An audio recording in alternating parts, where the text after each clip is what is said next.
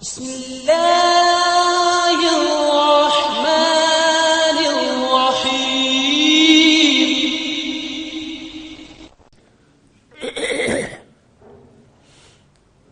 الحمد لله نحمده ونستعينه ونستغفره ونؤمن به ونتوكل عليه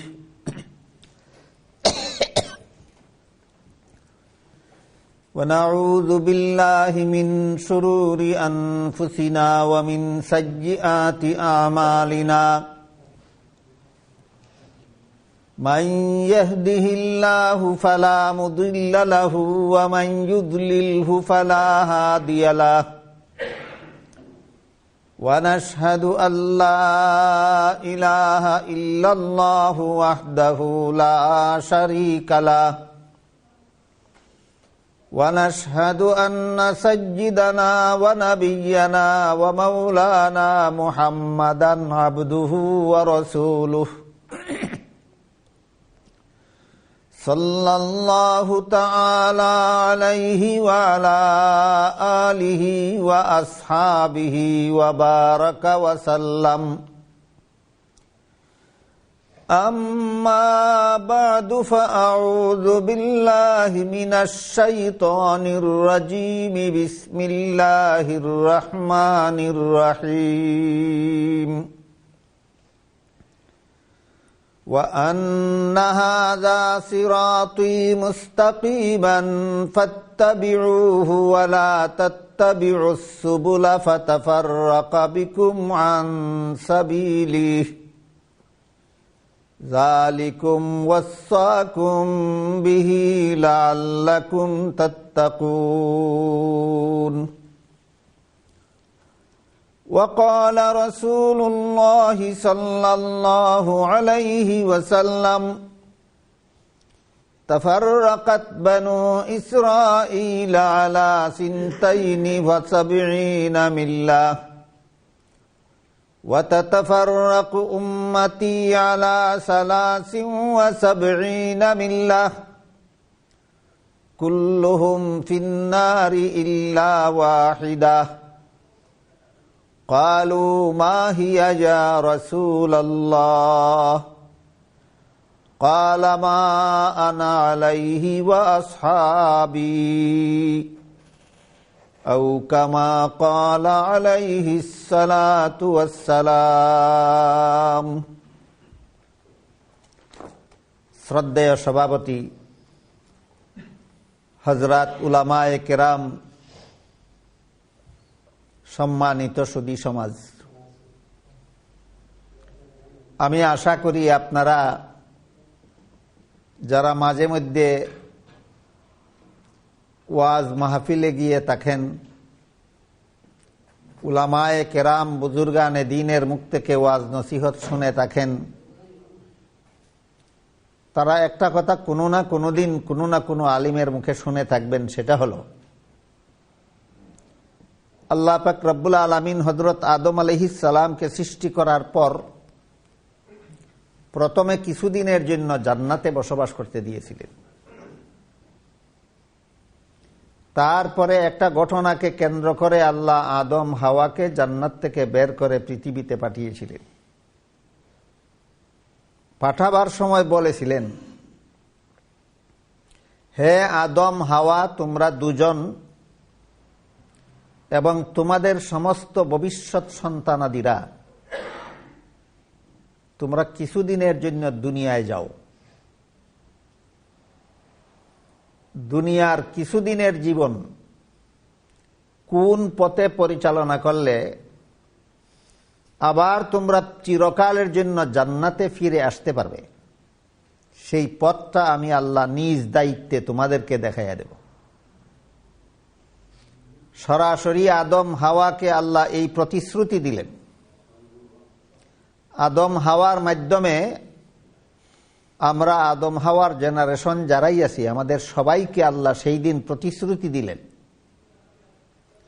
যে তোমরা দুনিয়াতে যাবে কিছুদিনের জন্য এবং সেখান থেকে চিরকালের জন্য জান্নাতে ফিরে আসার পথটা আমি আল্লাহ নিজ দায়িত্বে তোমাদেরকে দেখাইয়া দেব। আল্লাহ পাক রব্বুল আলামিন তার সেই দিনের ওয়াদা আমাদের সাথে পুরা করেছেন দুইভাবে, লক্ষাধিক নবী রাসূল পাঠাবার মাধ্যমে এবং শতাধিক আসমানি কিতাব নাজিলের মাধ্যমে। লক্ষাধিক নবী রাসূল পাঠিয়ে আল্লাহ আমাদেরকে চিরকালের জন্য জান্নাতে যাওয়ার পথ প্রদর্শন করেছেন। শতাধিক নবী রাসূল পাঠাবার মাধ্যমে আল্লাহ আমাদেরকে চিরকালের জন্য জান্নাতে যাওয়ার পথ দেখাইয়া দিয়েছেন। আমার কথা বুঝে থাকলে কি আপনারা বলতে পারবেন আল্লাহর সেদিনকার ওয়াদা আমাদের সাথে পুরা করেছেন কতভাবে? দুইভাবে, নবী রাসূল পাঠাবার মাধ্যমে এবং আসমানি কিতাব নাজিলের মাধ্যমে। এই সমস্ত নবী রাসূলগণের মধ্যে সর্বশেষ এবং সর্বশ্রেষ্ঠ নবী হলেন মুহাম্মাদুর রাসূলুল্লাহ সাল্লাল্লাহু আলাইহি ওয়াসাল্লাম। এই সমস্ত আসমানি কিতাবের মধ্যে সর্বশেষ এবং সর্বশ্রেষ্ঠ আসমানি কিতাব হল কোরআন শরীফ। শ্রেষ্ঠ নবীর কাছে আল্লাহ শ্রেষ্ঠ আসমানি কিতাব কোরআন শরীফ নাজিল করলেন। সর্বশেষ নবীর কাছে আল্লাহ সর্বশেষ আসমানি কিতাব কোরআন শরীফ নাজিল করলেন। এই কোরআনে দুনিয়াবাসী মানুষের জন্য জান্নাতে যাওয়ার যে পথ আল্লাহ দেখাইছেন, এই পথটার নাম দিয়েছেন সিরাতে মুস্তাকিম। আল্লাহ দুনিয়াবাসী মানুষকে চিরকালের জন্য জান্নাতে যাওয়ার যে পথ প্রদর্শন করেছেন, কোরআনের ভাষায় পথটার নাম দিয়েছেন সিরাতে মুস্তাকিম। এর বাংলা অর্থ হল সোজা পথ। কোথায় যাওয়ার সোজা পথ? জান্নাতে যাওয়ার। কাদের জন্য? দুনিয়ার মানুষের জন্য। দুনিয়ার মানুষের জন্য জান্নাতে যাওয়ার যে সোজা পথ আল্লাহ প্রদর্শন করেছেন কোরআনে, সেই পথটাকেই আল্লাহ কোরআনে সিরাতে মুস্তাকিম নাম দিয়েছেন। এই সিরাতে মুস্তাকিম কথার 7টা ব্যাখ্যা আছে। একটা ব্যাখ্যা হলো ইসলাম ধর্মের পথ, দুনিয়ার মানুষের জন্য জান্নাতে যাওয়ার সোজা পথ। 2 নম্বর ব্যাখ্যা হলো কোরআনের বর্ণিত পথ, দুনিয়ার মানুষের জন্য জান্নাতে পৌঁছার সোজা পথ। 3 নম্বর ব্যাখ্যা হলো নবী রাসূলগণের পথ। 4 নম্বর ব্যাখ্যা হলো সিদ্দিকগণের পথ। 5 নম্বর ব্যাখ্যা হলো শহীদগণের পথ।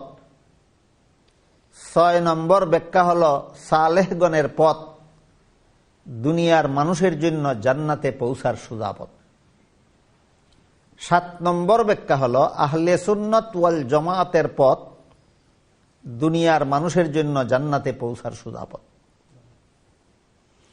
এই যে সিরাতে মুস্তাকিমের 7টা ব্যাখ্যা তাফসীরের কিতাবাদিতে লেখা আছে, এর প্রত্যেকটা ব্যাখ্যাই আমাদের জানার, বুঝার এবং স্মরণ রাখার মতো। ইসলাম ধর্মের পথ, জান্নাতে পৌঁছার সোজা পথ কেন, কিভাবে? কোরআনের বর্ণিত পথ, জান্নাতে পৌঁছার পথ কেন, কিভাবে? নবী রাসূলগণের পথ, জান্নাতে পৌঁছার সোজা পথ কেন এবং কিভাবে? এই সবগুলি ব্যাপারই আলোচনা সাপেক্ষ এবং আমাদের সকলের জানা এবং বুঝা এবং স্মরণ রাখা দরকার। কিন্তু একদিনে সব কথা আলোচনা করা যায় না। একদিনে বেশি কথা আলোচনা করতে গেলে অনেক কথাই স্মরণ রাখা যায় না। এজন্য আজকের মতো আমি এই সিরাতে মুস্তাকিমের 7টা ব্যাখ্যার মধ্যে 7 নম্বর ব্যাখ্যা সম্পর্কে আজকে আপনাদের সামনে কিছু আলোচনা রাখতে চাই। সিরাতে মুস্তাকিমের 7 নম্বর ব্যাখ্যা হল আহলে সুন্নাত ওয়াল জামাতের পথ, দুনিয়ার মানুষের জন্য জান্নাতে পৌঁছার সোজা পথ। আজকের মতো আপাতত এতটুকু মনে রাখতে পারেন আপনারা যে কোরআনে যে আল্লাহ সিরাতে মুস্তাকিম একটা পথের নাম দিয়েছেন, সোজা পথ, এর 7টা ব্যাখ্যা আছে। এর মধ্যে 7 নম্বর ব্যাখ্যা হলো আহলে সুন্নাত ওয়াল জামাতের পথ, দুনিয়ার মানুষের জন্য জান্নাতে পৌঁছার সোজা পথ। বাকি 6টা ব্যাখ্যা সম্পর্কে আজকে আলোচনা হবে না। আজকে শুধু 7 নম্বর ব্যাখ্যা সম্পর্কে সামান্য আলোচনা হবে। এই 7 নম্বর ব্যাখ্যাটা বোঝার জন্য আমাদের কিছু জরুরি কথা বুঝতে হবে এবং স্মরণ রাখতে হবে। কথাগুলি কঠিন নয়, খুব সহজ। আপনারা মনোযোগ দিয়ে শুনলেই ইনশাআল্লাহ বুঝতে পারবেন এবং বুঝলে জীবন ভর স্মরণ রাখতে পারবেন। কিন্তু কথাগুলি এতই জরুরি যে প্রত্যেকটা মুসলমানের আজীবন এই কথাগুলি স্মরণ রাখা দরকার। এর মধ্যে একটা কথা হইল, মুমিন মুসলমান কাকে বলে? এই প্রশ্নের সংক্ষিপ্ত জবাব হইল, 6টা কথা যারা বিশ্বাস করেন তাদেরকে মুমিন মুসলমান বলে। আমার কথা বুঝে থাকলে আপনারা বলতে পারবেন কতটা কথা বিশ্বাস করলে মুমিন মুসলমান হয়। 6টা কথা। যে 6টা কথা বিশ্বাস করলে মানুষ মুমিন মুসলমান হয়, এই 6 কথার বিশ্বাসীরা যে কোনো যুগের, যে কোনো দেশের, যে কোনো মানুষ, দুনিয়ার যে কোনো দেশের যে কোনো মানুষ যে কোনো যুগে এই 6 কথা বিশ্বাস করবে, সেই আল্লাহর কাছে মুমিন মুসলমান বলে গণ্য হবে। এই 6 কথা পবিত্র কোরআনের বিভিন্ন আয়াতে আল্লাহ উল্লেখ করেছেন, বিভিন্ন হাদিসে আল্লাহর রাসূল উল্লেখ করেছেন। এর মধ্যে একটা প্রসিদ্ধ হাদিসের নাম হাদিসে জিবরিল। এই হাদিসে রাসূল করিম সাল্লাল্লাহু আলাইহি ওয়াসাল্লাম ওই 6 কথা একটা হাদিসে উল্লেখ করে দিয়েছেন। কিন্তু সাধারণ মুসলমানেরা যেহেতু কোরআন ও লেখাপড়া করে না, হাদিস নিয়েও লেখাপড়া করে না, এই কারণে সাধারণ মুসলমানেরা মুমিন মুসলমান হওয়ার 6 কথা কোরআনের আয়াত থেকেও খুঁজে বের করতে পারবে না, রাসূলের হাদিস থেকেও খুঁজে বের করতে পারবে না। এজন্য সাধারণ মুসলমানের সুবিধার জন্য কোরআন হাদিসের বর্ণিত 6টি কথা সুযোগ্য উলামায়ে কেরাম একটি কলেমার ভিতরে অন্তর্ভুক্ত করে দিয়েছেন। এখন আপনাদের হাদিস কোরআন ঘাটাঘাটি করতে হবে না, এই কলেমার ভিতরেই আপনারা 6 কথা পেয়ে যাবেন। কোরআন হাদিস গেটে গুটে যেহেতু আপনারা বের করতে পারবেন না, আপনাদের জন্য এক কলেমার ভিতরে 6 কথা উল্লেখ করে দিয়েছেন উলামায়ে কেরাম। এই কলেমাটার নাম হলো ঈমানে মুফাসসাল। আমানতু বিল্লাহি ওয়া মালাইকাতিহি ওয়া কুতুবিহি ওয়া রুসুলিহি ওয়াল ইয়াউমিল আখিরি ওয়াল কদরি খাইরিহি ওয়া শাররিহি মিনাল্লাহি তাআলা ওয়াল বাসি বাদাল মাউত। এই হলো ঈমানে মুফাসসাল। এর অর্থ হলো আমি আল্লাহকে বিশ্বাস করলাম, আমি আল্লাহর ফিরিস্তাগণ বিশ্বাস করলাম, আমি আল্লাহর নাজিলকৃত আসমানি কিতাবগুলি বিশ্বাস করলাম, আমি আল্লাহর প্রেরিত নবী রাসূল বিশ্বাস করলাম, আমি আল্লাহর নির্ধারিত তকদির বিশ্বাস করলাম, আর আমি পরকাল বিশ্বাস করলাম। গণে দেখেন তো কটা হইল? আল্লাহ বিশ্বাস করলাম, ফিরিস্তা বিশ্বাস করলাম, আসমানি কিতাব বিশ্বাস করলাম, নবী রাসূল বিশ্বাস করলাম, তকদির বিশ্বাস করলাম, পরকাল বিশ্বাস করলাম। কটা হইল? এই 6টা কথা যে কোনো যুগে যে কোনো দেশের যে কোনো মানুষ এই 6টা কথা বিশ্বাস করবে, আল্লাহর কাছে সে মুমিন মুসলমান বলে গণ্য হবে। যে কোনো যুগের মানুষ হোক, যে কোনো দেশের মানুষ হোক, যে কোনো মানুষ হোক, যে কোনো নবীর উম্মত হোক, এই 6 কথা যেই বিশ্বাস করবে সেই আল্লাহর কাছে মুমিন মুসলমান বলে গণ্য হবে। নূহ আলাইহিস সালামের যুগে যারা এই 6 কথা বিশ্বাস করত তারা আল্লাহর কাছে মুমিন মুসলমান বলে গণ্য হয়েছে। ইব্রাহিম আলাইহিস সালামের যুগে যারা এই 6 কথায় বিশ্বাসী ছিল তারাই মুমিন মুসলমান। মুসা আলাইহিস সালামের যুগে যারা এই 6 কথা বিশ্বাস করত তারাই মুমিন মুসলমান। ঈসা আলাইহিস সালামের যুগে যারা এই 6 কথা বিশ্বাস করত তারাই ছিল ঈসা আলাইহিস সালামের যুগের মুমিন মুসলমান। মুহাম্মাদুর রাসূলুল্লাহ সাল্লাল্লাহু আলাইহি ওয়াসাল্লামের যুগ থেকে কিয়ামত পর্যন্ত যারা এই 6 কথা বিশ্বাস করবে তারাই আল্লাহর কাছে মুমিন মুসলমান বলে গণ্য হবে। আমার কথাগুলি বুঝে থাকলে আপনারা এখন একটা কথার জবাব দিতে পারবেন, আমি মনে করি অতি সহজে। সেটা হলো, আপনারা কি মুমিন মুসলমান? কেমনে বুঝলেন? আমরা 6 কথায় বিশ্বাসী। আপনি যে মুমিন মুসলমান সেটা আপনার বুঝতে হবে। আপনি যে মুমিন মুসলমান আপনি কেমনে বুঝলেন? দাবি করলেই মুমিন মুসলমান হয় না, 6 কথা বিশ্বাস করলে মুমিন মুসলমান হয়। আমি মনে করি আমরা এখানে যারা উপস্থিত আছি আমরা সবাই এই 6 কথা বিশ্বাস করি, এই জন্য আমরা সবাই মুমিন মুসলমান। 6 কথার কোনো একটা কথা কেউ যদি বিশ্বাস করে না, কেউ যদি বলে আমি আল্লাহ বিশ্বাস করি না, অথবা বলে ফিরিস্তা বিশ্বাস করি না, অথবা যদি বলে আসমানি কিতাব বিশ্বাস করি না, অথবা যদি বলে নবী রাসূল বিশ্বাস করি না, অথবা কেউ যদি বলে আমি তকদির বিশ্বাস করি না, অথবা যদি কেউ বলে যে আমি পরকাল বিশ্বাস করি না, তাহলে সে আর মুমিন মুসলমান থাকে না। আমরা এখানে যারা উপস্থিত আছি আমরা সবাই যেহেতু এই 6 কথা বিশ্বাস করি, তাহলে নিশ্চয়ই আমরা মুমিন মুসলমান। আপনারা কি মনে করেন আপনারা সবাই মুমিন মুসলমান? ইনশাআল্লাহ বললে হবে না, নিশ্চয়ই বলতে হবে। ইনশাআল্লাহ আছে কোনো কোনো ক্ষেত্রে ইনশাআল্লাহ বলতে হয়, সেটা সেখানে ফিট, এখানে ইনশাআল্লাহ আনফিট। ইনশাআল্লাহ এখানে আনফিট, এখানে বলতে হবে নিশ্চয়ই। বলুন তো, কোনো ছাত্র যদি অঙ্ক পরীক্ষা দিতে যায় আর মাস্টার যদি তাকে প্রশ্ন করেন 50 এবং 50 যোগ করলে কত হয়, বলতে হবে নিশ্চয়ই 100 হয়। যদি বলে ইনশাআল্লাহ 100 হয়, হবে না জবাব। এখানে ইনশাআল্লাহ আনফিট, এখানে বলতে হবে নিশ্চয়ই 50 এবং 50 যোগ করলে 100 হয়।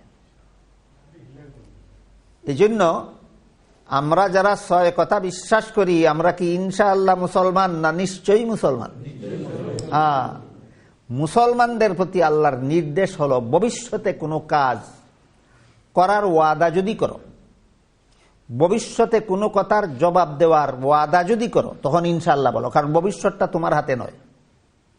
ভবিষ্যতের কোনো ব্যাপারে তোমার কাছে নিশ্চয়তা নাই। আমি আগামীকাল বলবো ইনশাআল্লাহ, এখানে ইনশাআল্লাহ ফিট। আমি আগামীকাল করব ইনশাআল্লাহ, এখানে ইনশাআল্লাহ ফিট। ইনশাআল্লাহ অর্থ হইল যদি আল্লাহর ইচ্ছা হয়। আগামীকাল আমার বলার কোনো ক্ষমতা নাই, আল্লাহর ইচ্ছা হলে বলবো। আগামীকাল আমার করার কোনো ক্ষমতা নাই, আল্লাহর ইচ্ছা হলে করব। আমার ইচ্ছা আছে কিন্তু আমার ইচ্ছায় কাজ হবে না, আল্লাহর ইচ্ছা লাগবে। কিন্তু আমরা যারা মুমিন মুসলমান আমরা কি আগামীকাল মুসলমান হব না নিশ্চয়ই মুসলমান হয়েছি? এখানে ইনশাআল্লাহ আনফিট, এখানে বলতে হবে নিশ্চয়ই আমরা মুমিন মুসলমান।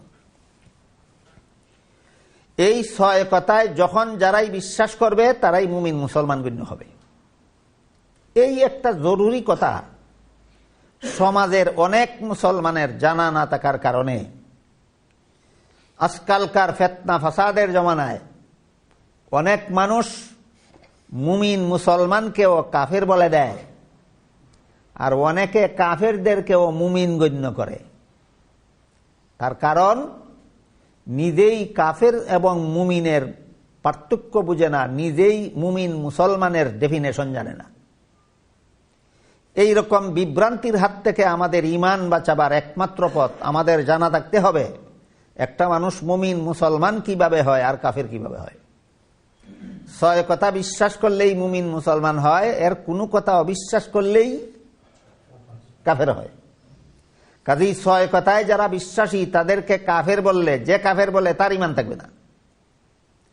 আর 6 কথায় যারা বিশ্বাসী নয় এদেরকে মুসলমান বললে, যারা এদেরকে মুসলমান বলবে তারা মুসলমান থাকবে না। এজন্য আমরা কাউকে মুসলমান বলতেও যেন সতর্কতার সাথে বলতে পারি, আমরা কাউকে কাফের বললেও যেন সতর্কতার সাথে বলতে পারি। তাই সমস্ত মুসলমানদের জানা থাকা দরকার যে 6 কথায় বিশ্বাসী মানুষ ওই মুসলমান। 6 কথার কোনো একটি কথায় যদি কার বিশ্বাস না থাকে তাহলে সে আর মুসলমান থাকে না। আবারও একটু দয়া করে বলুন তো, আমরা কি মুমিন মুসলমান? কেমনে বুঝলেন? আমরা এই 6 কথায় বিশ্বাসী। সামনের কথাগুলি বুঝার সুবিধার জন্য স্মরণ রাখুন, এই 6 কথা সরাসরি কোরআনে হাদিসে আছে। যে 6 কথা বিশ্বাস করলে কোনো মানুষ মুমিন মুসলমান হয়, এই কথা, এই 6টি কথা কোরআনেও আছে, হাদিসেও আছে। কোরআনের বিভিন্ন আয়াতে বিক্ষিপ্ত অবস্থায় আছে, রসুলের বিভিন্ন হাদিসে বিক্ষিপ্ত অবস্থায় আছে। হাদিসে জিবরিল নামক হাদিসে 6টি কথা একত্রিতভাবে আছে। সামনে একটা কথা বুঝতে আপনাদের পেস্ট লাগতে পারে, এজন্য আগের থেকে বলে রাখি, স্মরণ রাখুন যে 6 কথায় বিশ্বাস করলে কোনো মানুষ মুমিন মুসলমান বলে গণ্য হয়, এই 6 কথা সরাসরি কোরআনে আছে, সরাসরি হাদিসে আছে। কাজেই আমরা কোরআন হাদিস থেকে পেয়ে এই 6 কথায় বিশ্বাসী হয়ে আমরা সবাই মুমিন মুসলমান। এরপরে দ্বিতীয় কথা হলো, হাদিস শরীফে রাসূল করিম সাল্লাল্লাহু আলাইহি ওয়াসাল্লাম বলেন, ইহুদিরা ধর্ম নিয়ে দলাদলি করে 71 দলে বিভক্ত হয়েছিল, খ্রিস্টানেরা ধর্ম নিয়ে দলাদলি করে 72 দলে বিভক্ত হয়েছিল, আর আমার উম্মত অর্থাৎ আমার মুসলমান উম্মতেরা ধর্ম নিয়ে দলাদলি করে 73 দলে বিভক্ত হবে। ইহুদিরা হয়েছিল 71 দল, খ্রিস্টানেরা হয়েছিল 72 দল, আর মুহাম্মদুর রাসূলুল্লাহর মুমিন মুসলমান উম্মতেরা হবে 73 দল। এক নবীর উম্মত হয়ে এত দল কেন? এইরকম প্রশ্ন আজকাল অনেকে করেন। প্রশ্ন করা সোজা ব্যাপার, জবাব বোঝা সোজা ব্যাপার নয়। আজকাল অনেকেই প্রশ্ন করেন সত্য জিনিস মানার জন্য নয়, সত্যকে এড়াইয়া যাওয়ার জন্য। সত্য জানার জন্য প্রশ্ন করা সওয়াবের কাজ, আর প্রশ্নের বেড়াজাল সৃষ্টি করে সত্যকে এড়াইয়া যাওয়া গুনার কাজ। বর্তমান সমাজে প্রশ্নকারীর অভাব নাই, এই ব্যাপারেও আমাদের জানা থাকা দরকার। অজানা জিনিসকে জানার জন্য প্রশ্ন করা সওয়াবের কাজ। আর একজন আলেমকে প্রশ্নের ফেঁসো ফালাইয়া আলেম যেই সত্য কথা বলতে চাইছিলেন সেটাকে পাশ কাটাইয়া যাওয়া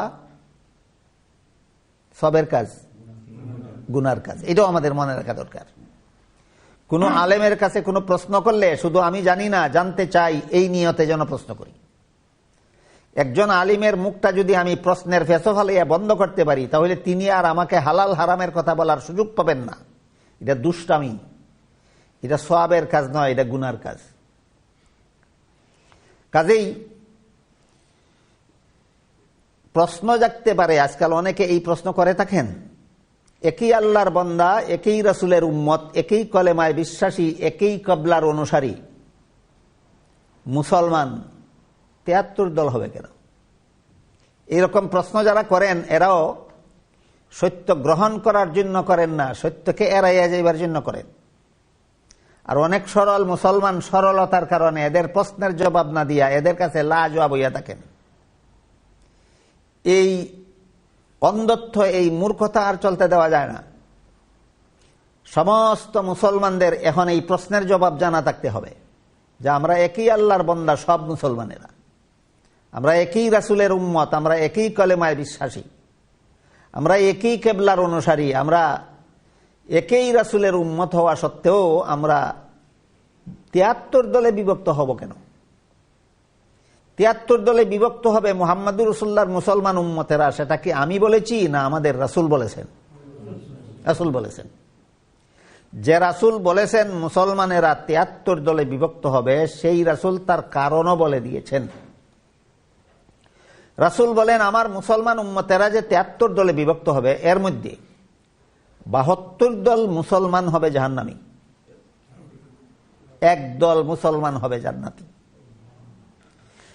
এই মুহূর্তে আমি আপনাদেরকে একটা কঠিন প্রশ্ন করব, বেশি কঠিন না, একটু মনোযোগ দিয়ে শুনে থাকলে সবার জন্য সহজ।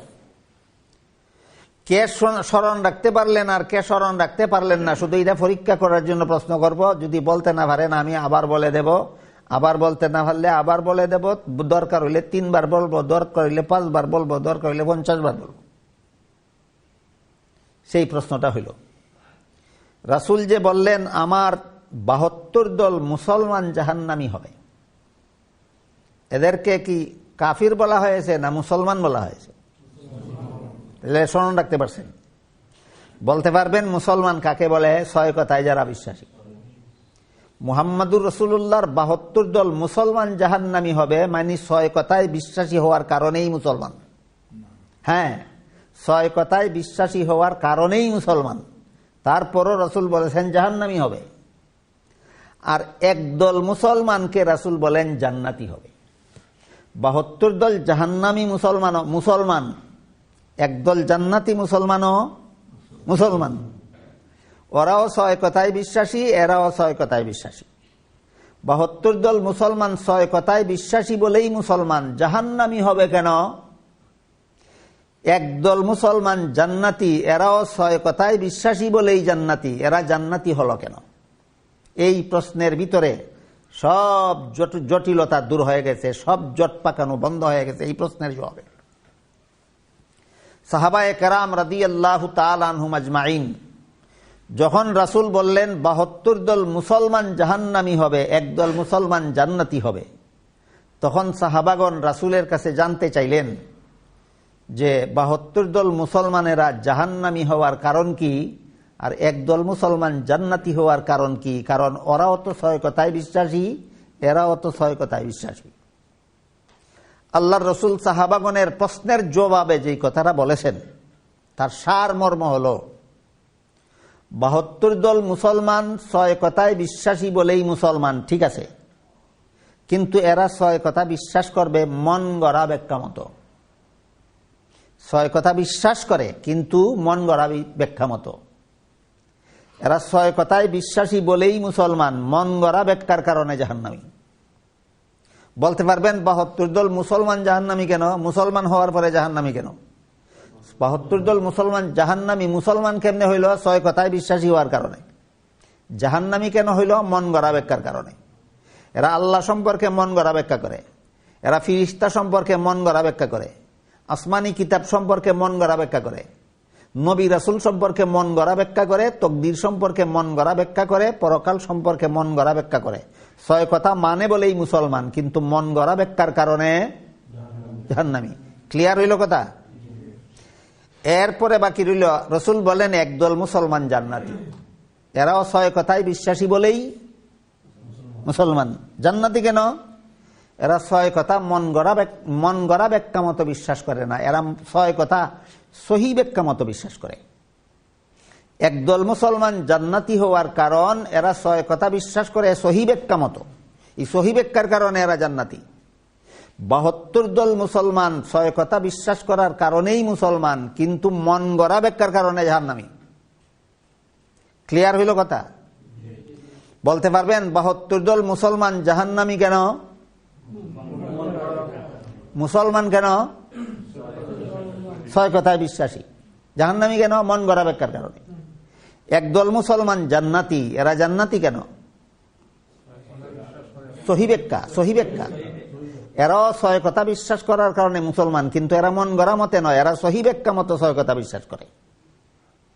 এবার প্রশ্ন জাগা উচিত যে 6 কথার সহি ব্যাখ্যা পাওয়া যায় কোথায়? এবার এই কথা এই প্রশ্ন আপনাদের প্রত্যেকের মনে জাগা উচিত যে 6 কথার সহি ব্যাখ্যা পাওয়া যায় কোথায়? হাদিস শরীফে আল্লাহ রাসূল যা বলেছেন সাহাবাদের প্রশ্নের জবাবে তার সারমর্ম হলো মা আনা আলাইহি ওয়া আসহাবি। আল্লাহ রাসূল বলেছেন এর মর্ম হলো 6 কথার সহি ব্যাখ্যা পাওয়া যায় 2 ঠিকানায়। এক ঠিকানার নাম নবীর সুন্নত, আর এক ঠিকানার নাম সাহাবাগণের জমাত। 6 ঠিকানার সহি ব্যাখ্যা পাওয়া যায় 2 ঠিকানায়, এক ঠিকানার নাম নবীর সুন্নত, আর এক ঠিকানার নাম সাহাবাগণের জমাত। এই জন্য এই 6 কথা যারা 2 ঠিকানার থেকে গ্রহণ করে এদেরকে বলা হয় আহলে সুন্নত ওয়াল জামাত। আহলে সুন্নত অর্থই হলো সুন্নতের অনুসারী। কোন বেলায়? 6 কথার ব্যাখ্যার বেলায়। 6 কথার ব্যাখ্যা আমরা মন গড়া করি না, নবীর সুন্নতে যা পাওয়া যায় তা সেই অনুভাতে করি। 6 কথার ব্যাখ্যা আমরা মন গড়া মতে করি না, সাহাবায়ে কেরামের জমাতে যেই ব্যাখ্যা পাওয়া যায় সেই ব্যাখ্যা মতে করি।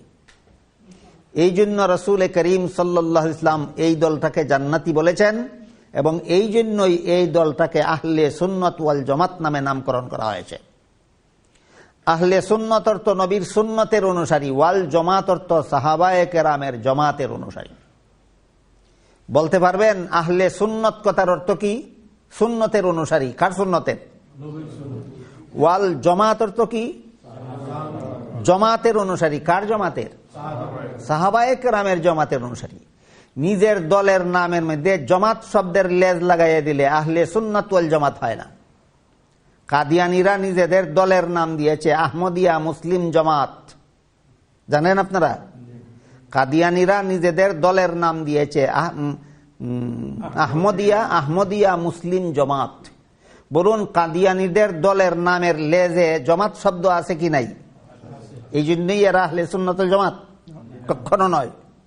যে কোনো বাতিল দল, যে কোনো গুমরা দল নিজের দলের নামের মধ্যে জামাত শব্দ জুড়ে দিলেই আহলে সুন্নাত ওয়াল জামাত হয় না। ছয় কথার সহি ব্যাখ্যায় বিশ্বাসী তুমি না মন গড়া ব্যাখ্যায় বিশ্বাসী, এটা যাচাইয়ের জন্য সাহাবায়ে কেরামের জামাতকে মাপকাঠি মানলে আহলে সুন্নাত ওয়াল জামাত হয়। বিষয়টা যদিও একটু কঠিন, কিন্তু বর্তমান দুনিয়ার সমস্ত মুসলমানদের জন্য জানা এত বেশি জরুরি, নিজেদের ঈমান হেফাজত করা যত বেশি জরুরি। কথাগুলি না জানলে, না বুঝলে যত রকমের প্রতারণা চলে বর্তমান দুনিয়াতে ধর্মের নামে আর ইসলামের নামে, এই সমস্ত প্রতারকদের প্রতারণায় পড়লে, বিষয়গুলি আপনারা না জানলে ঈমান হেফাজত করা সহজ হবে না, অত্যন্ত কঠিন হয়ে যাবে। এজন্য আমরা প্রথমেই মনে রাখি যে আমরা ছয় কথায় বিশ্বাসী বলে মুসলমান। ছয় কথা ডাইরেক্ট কোরআন হাদিসে পাওয়া যায়, ছয় কথা সরাসরি কোরআনে পাওয়া যায়, হাদিসে পাওয়া যায়। এই ছয় কথায় বিশ্বাসী হয় আমরা মুসলমান। আর ছয় কথার সহি ব্যাখ্যা কোরআনেও পাবেন না, হাদিসেও পাবেন না। ছয় কথার সহি ব্যাখ্যা পাবেন অন্য দুই ঠিকানায়। একটা ঠিকানার নাম নবীর সুন্নত, আর একটা ঠিকানার নাম সাহাবাগণের জামাত। বলুন, ছয় কথার সহি ব্যাখ্যা পাওয়া যাওয়ার মতো দুইটা ঠিকানা আমি ধার্য করে দিলাম না আমার রাসূল ধার্য করে দিলেন? রাসূল ধার্য করে দিলেন। এখন যদি কেউ বলে আমি কোরআন মানি, হাদিস মানি, আর কিচ্ছু মানি না, সে রাসূল মানলো কোথায়? বুঝেন নাই প্রশ্নটা? রাসূল বলেন যে যে মুসলমান উম্মত আমার সুন্নতের ব্যাখ্যা মতো ছয় কথা গ্রহণ করবে, যে মুসলমান উম্মত আমার সাহাবায়ে কেরামের জামাতের ব্যাখ্যা মতো আকীদা পোষণ করবে, সে জান্নাতি মুসলমান হবে। এখন যদি আমি বলি কোরআন মানি, হাদিস মানি, আর কিচ্ছু মানি না, এটা কয় কথা সত্য মতলব খারাপ। এটা কয় কথা সত্য মতলব খারাপ। কোরআন মানো, হাদিস মানো, আর কিছু মানো না, এটাই তো হাদিস। রাসূল বলছেন মা আনা আলাইহি ওয়া আসহাবি, আমার সুন্নত তরিকা মতো এবং আমার সাহাবায়ে কেরামের জামাতের আদর্শ মতো যারা আকীদা বিশ্বাস পোষণ করবে, এরা হবে জান্নাতি মুসলমান। এটাই তো হাদিস। তুমি হাদিস মানলে কোথায়? যে রাসূল সুন্নতে রাসূলকে মাপকাঠি ধার্য করে দিলেন, এই সুন্নতে রাসূলকে যে মাপকাঠি মানে না, সে আসলে রাসূলকেই মানে না। সাহাবায়ে কেরামকে যে রাসূল সত্যের মাপকাঠি ধার্য করে দিলেন, এই সাহাবায়ে কেরামকে যারা সত্যের মাপকাঠি মানে না, এরা আসলে রাসূলকেই মানে না। শুধু রাসূল তার হাদিসে সাহাবায়ে কেরামকে সত্যের মাপকাঠি ধার্য করে দেননি, আল্লাহ পবিত্র কোরআনের বিভিন্ন আয়াতে সাহাবায়ে কেরামকে সত্যের মাপকাঠি ধার্য করে দিয়েছেন।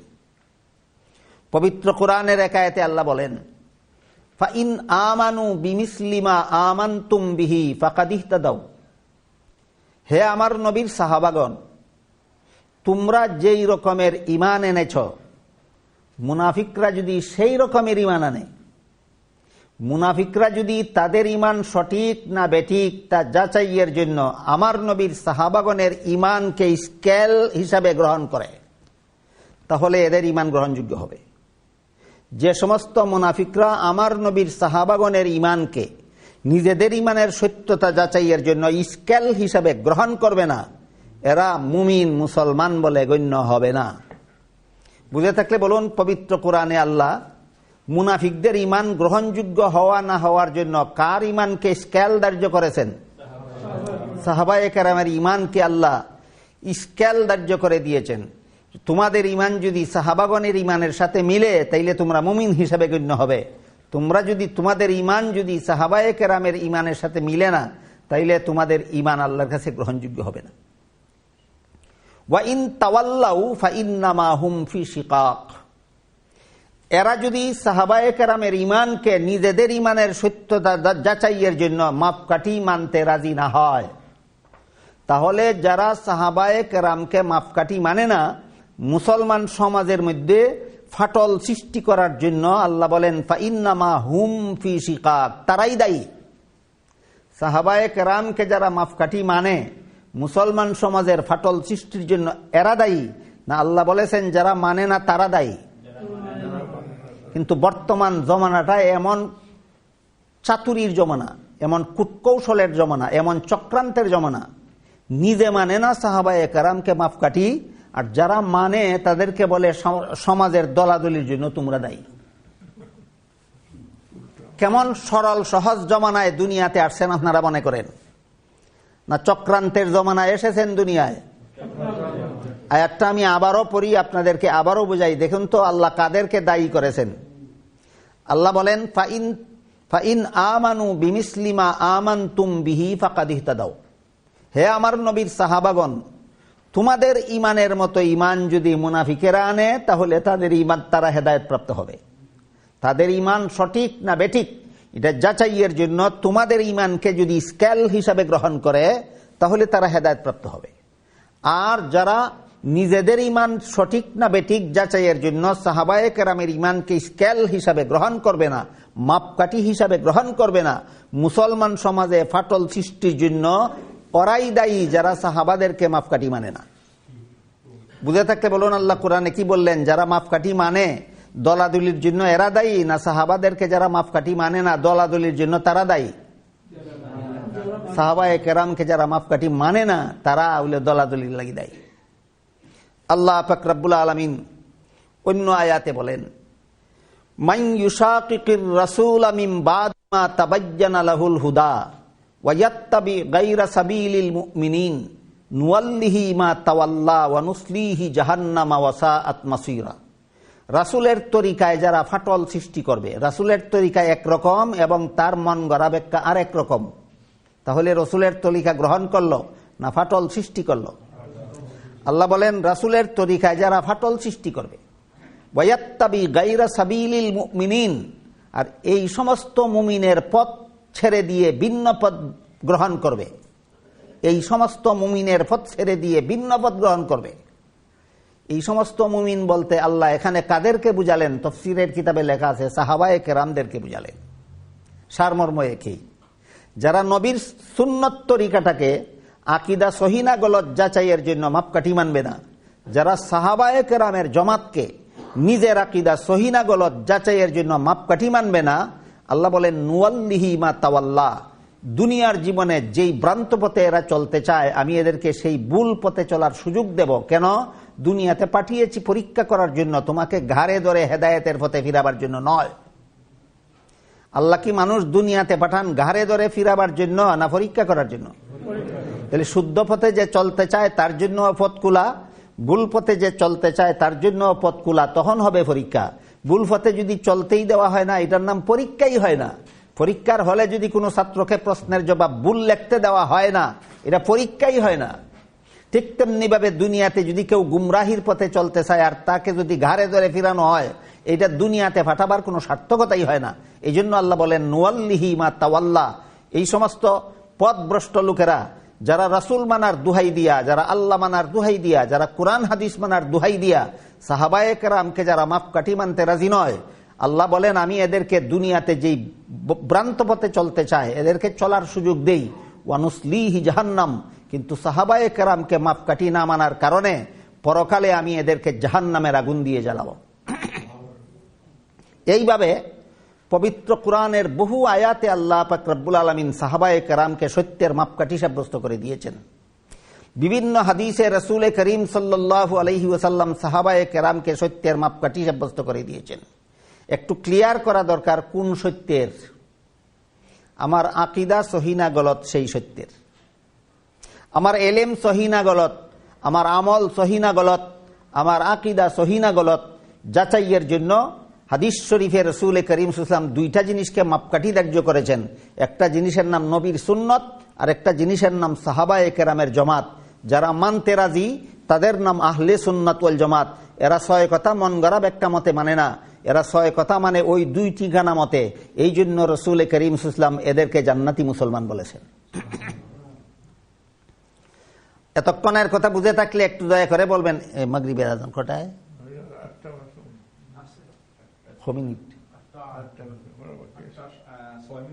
8টা 6 মিনিট।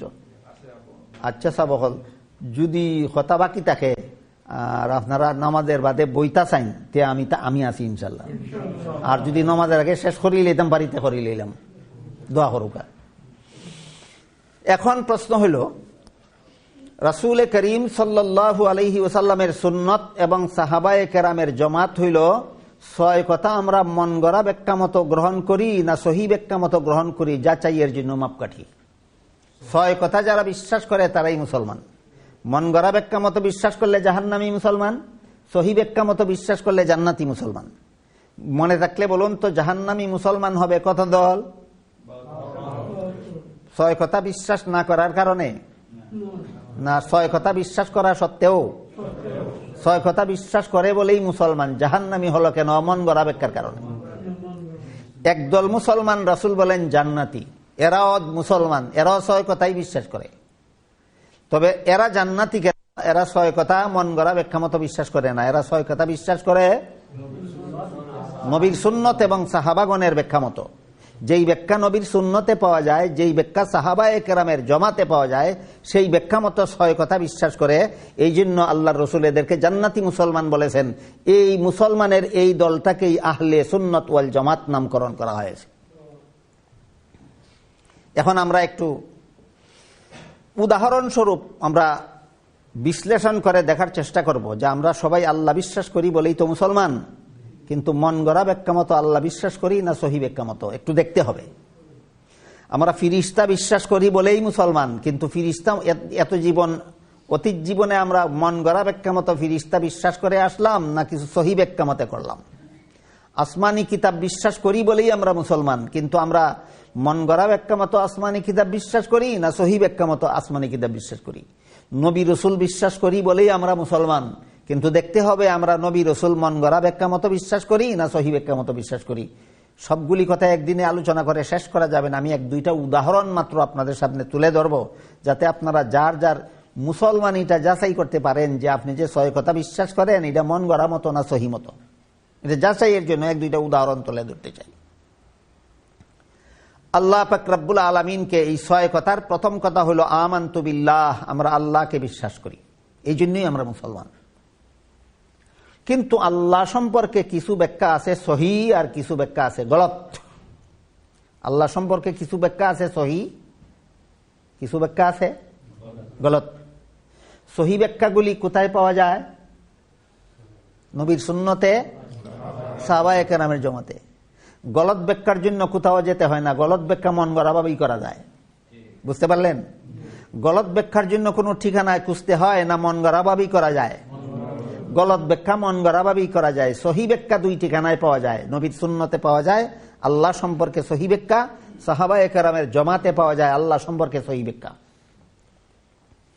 এখন আল্লাহ সম্পর্কে 1-2টা সহি ব্যাখ্যা এবং তার অপোজিটে গলত ব্যাখ্যার উদাহরণ তুলে ধরছি, যেন আপনারা নিজেদের ইমানকে যাচাই করতে পারেন যে আপনারা যে সারা জীবন ভর আল্লাহ বিশ্বাস করে আসছেন এটা কি মন গড়া মতো না সহি ব্যাখ্যা মতো, একটু বুঝতে পারবেন। আল্লাহ সম্পর্কে যত সহি ব্যাখ্যা আছে এর মধ্যে একটা সহি ব্যাখ্যা হলো দুনিয়ার জীবনে কেউ কোনোদিন চর্মচুকে আল্লাহকে দেখতে পারবে না। দুনিয়ার জীবনে কেউ কোনোদিন চর্মচুকে আল্লাহকে দেখতে পারবে না, এটা সহি ব্যাখ্যা। আপনি যদি মনে করেন দুনিয়ার জীবনেই চর্মচুকে আল্লাহকে দেখা যাবে, এটা আপনার মন গড়া ব্যাখ্যা। এই ব্যাখ্যা নবীর সুন্নতে নাই, এই ব্যাখ্যা সাহাবাগণের জমাতে নাই। কথা বুঝতে পারলেন? তাহলে বলুন তো, আপনারা যে আল্লাহ বিশ্বাস করলেন, কোন আল্লাহ? যে আল্লাহকে দুনিয়াতে দেখা যাবে না যে আল্লাহকে দুনিয়াতে দেখা যাবে না। কেউ যদি বলে দুনিয়াতে আল্লাহকে দেখা যাবে, এটা সহি ব্যাখ্যা না তার মনের কোনার থেকে বাইরিল? এই মন গড়া ব্যাখ্যা মতো আল্লাহ মানলে, আল্লাহ মানার কারণে তুমি মুসলমান, কিন্তু মন গড়া ব্যাখ্যা মতো মানার কারণে তুমি জাহান্নামী মুসলমান। একটা উদাহরণ বুঝলেন? প্রশ্ন বাকি থাকে যে আল্লাহ যদি সত্যই থাকেন তাহলে দেখা যাবে না কেন? এই প্রশ্নের জবাব দিতে না পেরে বর্তমান দুনিয়ার বহু মুসলমান নাস্তিক মুরতাদ হয়ে যাচ্ছে। আল্লাহ থাকলে চোখেও দেখি না, কানেও শুনি না, ধরতে ছুঁইতেও পাই না, এমনকি যন্ত্রে মেশিনেও ধরা পড়ে না কেন? অনেক কিছুই আছে দেখা যায় না কিন্তু যন্ত্রে ধরা পড়ে। আল্লাহ যদি সত্যই থাকেন তাহলে আমরা চোখে না হয় না দেখলাম, কিন্তু মেশিনে যন্ত্রে ধরা পড়ে না কেন? এই প্রশ্নের জবাব না জানার কারণে বর্তমান দুনিয়ার অনেক মুসলমান, বিশেষ করে বাংলাদেশের কতগুলি কলঙ্কিত মুসলমান, এরা নাস্তিক মুরতাদ হয়ে যাচ্ছে শুধু একটা প্রশ্নের জবাব না জানার কারণে, যে আল্লাহ সত্যই যদি আসেন তাহলে যন্ত্রে ধরা পড়বে না কেন, দেখা যাবে না কেন? আল্লাহ পাক রব্বুল আলামিন পবিত্র কোরআনে এর বহু জবাব দিয়েছেন, বহু জবাব দিয়েছেন। কোরআনের জবাবগুলি এই মুহূর্তে আপনাদের সামনে আলোচনা করার সময় সুযোগ আমার নাই। কোরআনের জবাবগুলির সার মর্ম আল্লামা জালালউদ্দিন সুয়ুতি রহমাতুল্লাহি আলাইহি তার অমর গ্রন্থ মসনবী শরীফের একটা কবিতার 2টা লাইনে দিয়ে দিয়েছেন। কোরআনে আল্লাহ কেন আল্লাহকে দেখা যাবে না এই প্রশ্নের, নাস্তিকরা যে প্রশ্ন করে, এই প্রশ্নের যত জবাব আল্লাহ কোরআনে দিয়েছেন সবগুলি জবাবের সারমর্ম জালালউদ্দিন রুমি তার কাব্যগ্রন্থ মসনবী শরীফের একটা কবিতার 2টা লাইনে দিয়ে দিয়েছেন।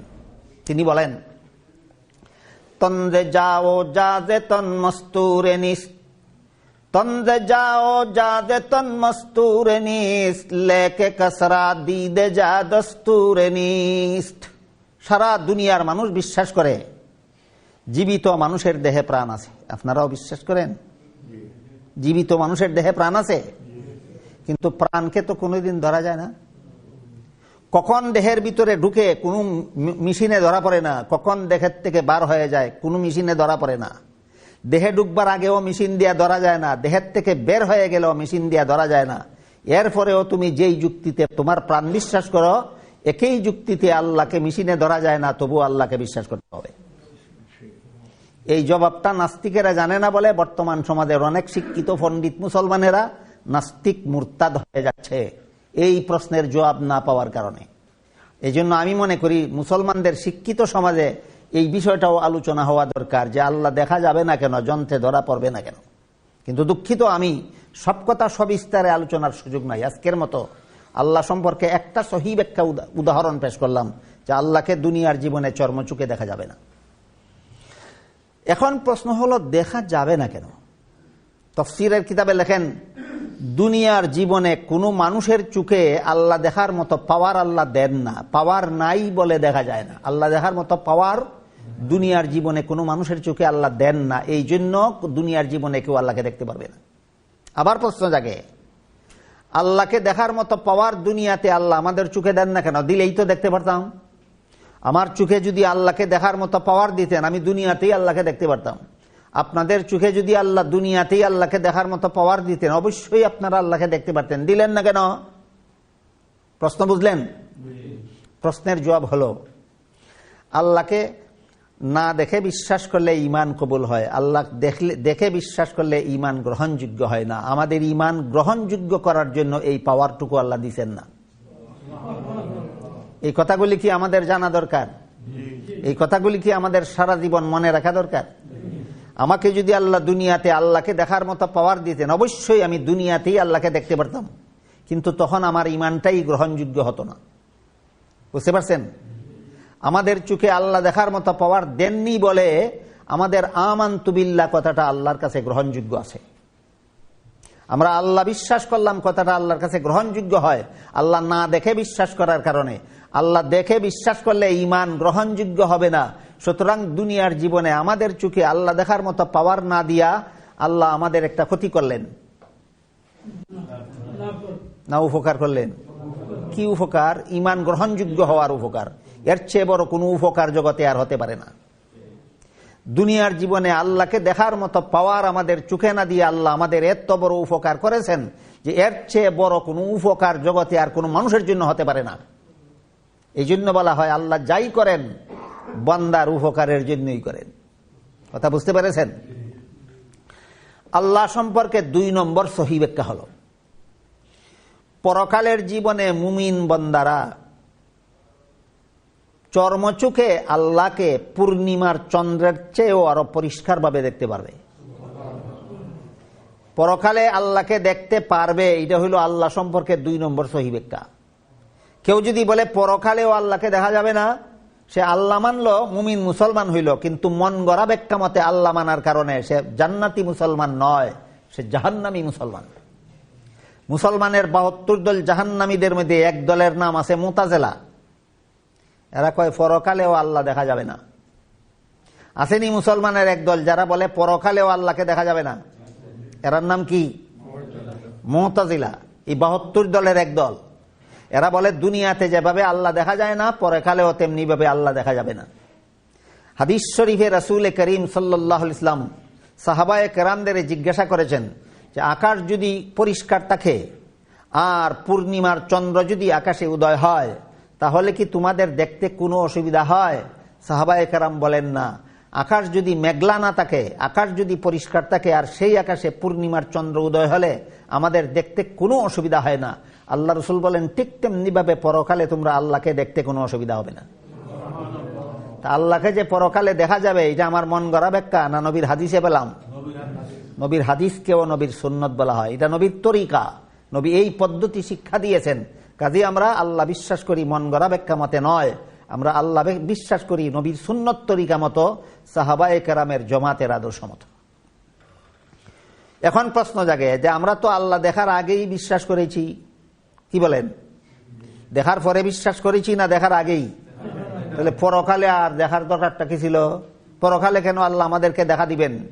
পরকালে মুমিন বান্দাদেরকে আল্লাহ দেখা দিবেন? আমরা তো দেখার আগেই বিশ্বাস করেছি, তাহলে আর দেখা দেওয়ার দরকারটা কি?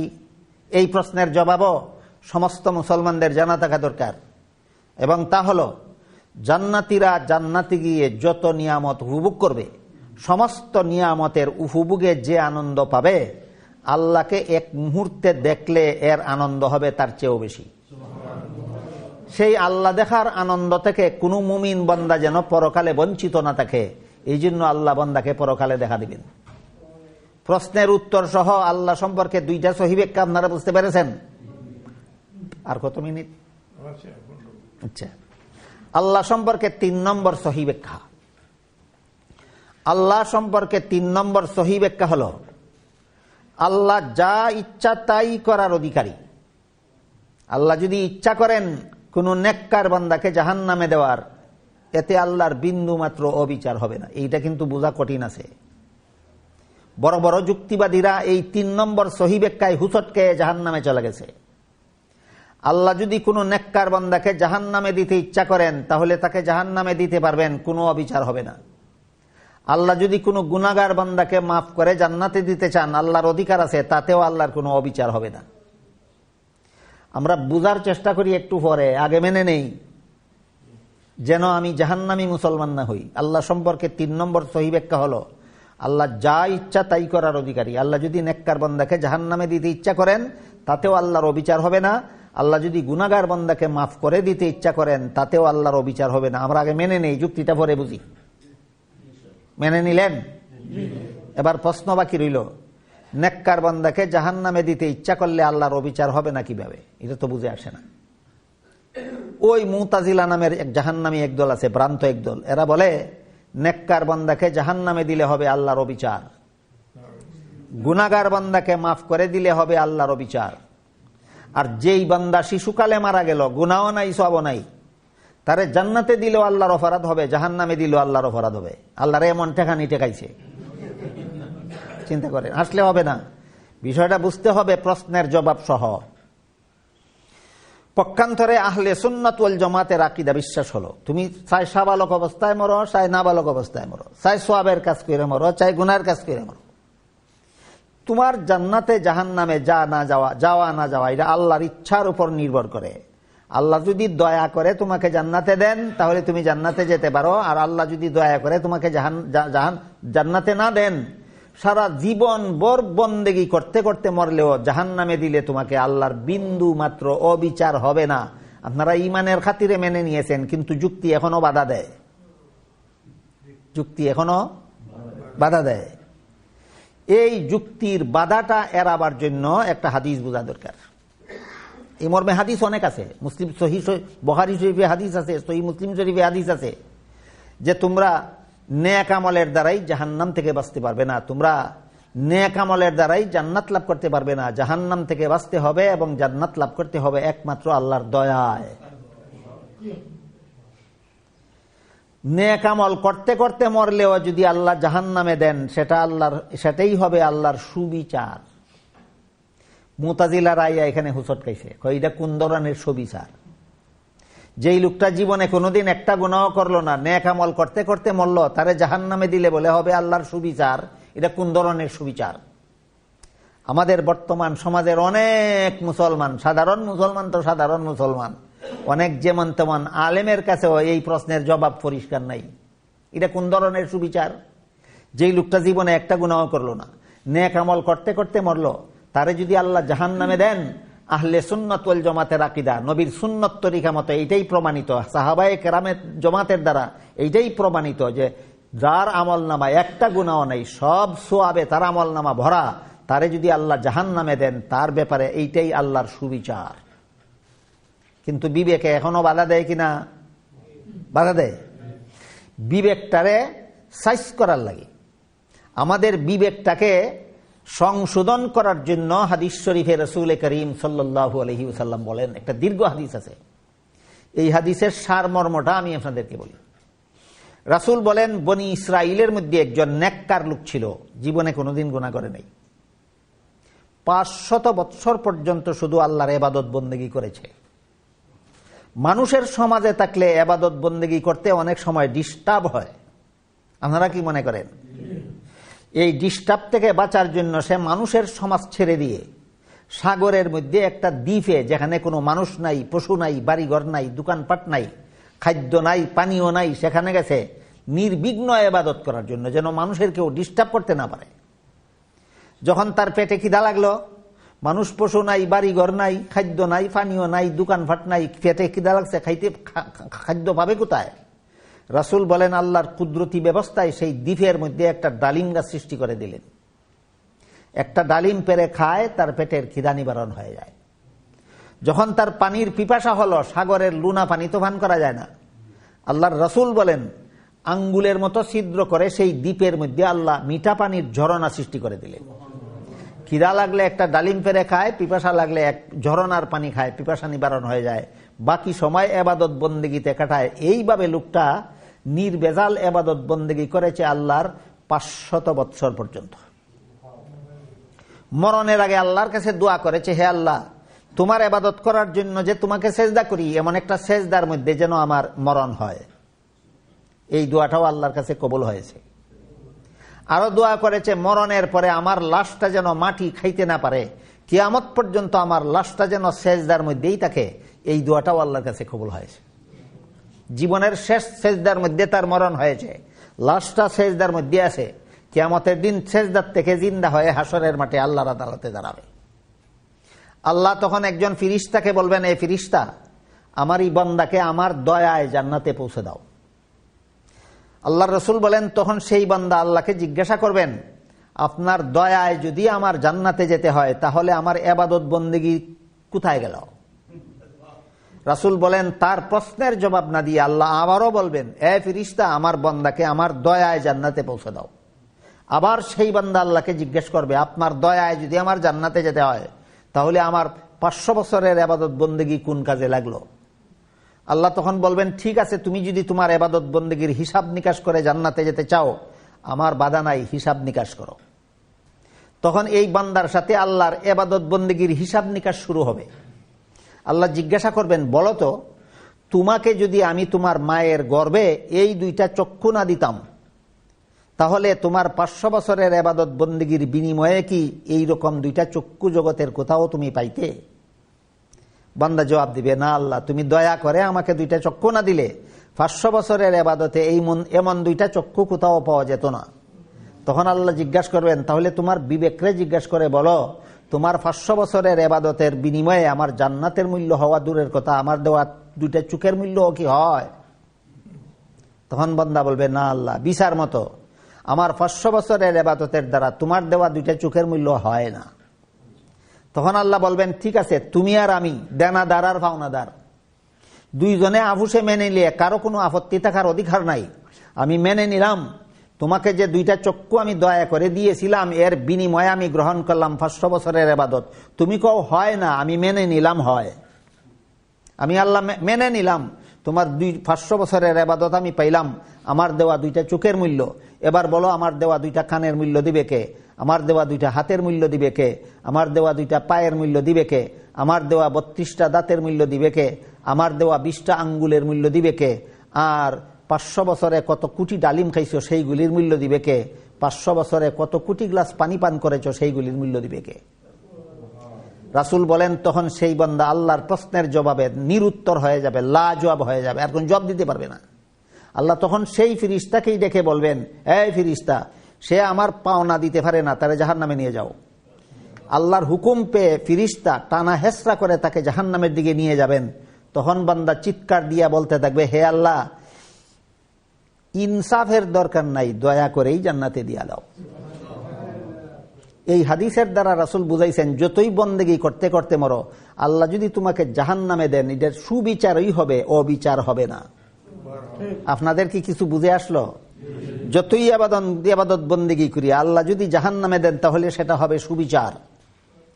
আল্লাহর সুবিচার আর অবিচার সম্পর্কে 3টা কথা সব মুসলমানের জানা থাকা দরকার। 1 নম্বর, আল্লাহ কখনো কারো সাথে বিন্দু মাত্র অবিচার করেন না। বিশ্বাস হয় আপনাদের? আল্লাহ কখনো কারো সাথে কোনো সময় বিন্দু মাত্র অবিচার করেন না। 2 নম্বর, আল্লাহ যদি কারো সাথে সুবিচার করেন তাহলে তার জাহান্নামে যাওয়া ছাড়া রক্ষা নাই। অবিচার তো করেনই না, সুবিচার করলে জাহান্নামে যাওয়া ছাড়া রক্ষা নাই। ওই লোকের ঘটনা এর জ্বলন্ত প্রমাণ। ওই লোকের ঘটনা জ্বলন্ত প্রমাণ। আল্লাহ যদি কারো সাথে সুবিচার করেন তাইলে তার জাহান্নামে যাওয়া ছাড়া রক্ষা নাই। তাইলে আমাদের উপায় কি? আল্লাহ রসুল বলেন, তোমাদের উপায়, একমাত্র উপায় আল্লাহর দয়া। বুঝে থাকলে বলুন, আল্লাহর সুবিচারে জান্নাতে যেতে পারবেন না জাহান্নামে যেতে হবে? কি বুঝলেন এতক্ষণে? আল্লাহ হাসরের বিচারে কারো সাথে সুবিচার করলেও রক্ষা আছে না জাহান্নামে যেতে হবে? তাহলে আমাদের উপায় কি? একমাত্র আমরা জাহান্নাম থেকে বাঁচতে চাই একমাত্র আল্লাহর দয়ায়, আমরা জান্নাতে যেতে চাই একমাত্র আল্লাহর দয়ায়। আল্লাহ যদি কোনো ইবাদত বন্দেগী করনেওয়ালাকে জাহান্নামে দিয়ে দেন, আল্লাহর বিন্দু মাত্র অবিচার হবে না। এটা আহলে সুন্নাতুল জামাতের আকীদা। এটা নবীর সুন্নতের দ্বারা প্রমাণিত, সাহাবায়ে কেরামের জামাতের দ্বারা প্রমাণিত। এই ব্যাখ্যা যে মানবে না সে জাহান্নামী মুসলমান হবে, জান্নাতি মুসলমান হতে পারবে না। আর একটা ভারী প্রশ্ন আছে, তাহলে আর নামাজ রোজা করার দরকার কি? বলেন, ইবাদত বন্দেগীর দ্বারা জান্নাতে যাওয়া যাবে না আল্লাহর দয়ায় যেতে হবে? তাহলে নামাজ পড়লেই কি, না পড়লেই কি, রোজা রাখলেই কি, না রাখলেই কি, সুদ খাইলেই কি, না খাইলেই কি, সুদ, ঘুষ, মদ, জুয়া, গাঞ্জা এগুলিতে লিপ্ত থাকলেই কি আর না থাকলেই কি, আল্লাহ যারে দয়া করে জান্নাতে দিবেন সেই জান্নাতে যাবে। আল্লাহ যাকে দয়া করবেন না, সারা জীবন নামাজ বন্দেগী কইরাও কোনো কাজ হবে না। তাহলে কেন আপনার আলেমরা আমাদেরকে নেক আমল করার কথা বলেন আর বদ আমল বন্ধ করার কথা বলেন? এই ওয়াজের সার্থকতা কি? প্রশ্ন বুঝলেন কিনা আপনারা?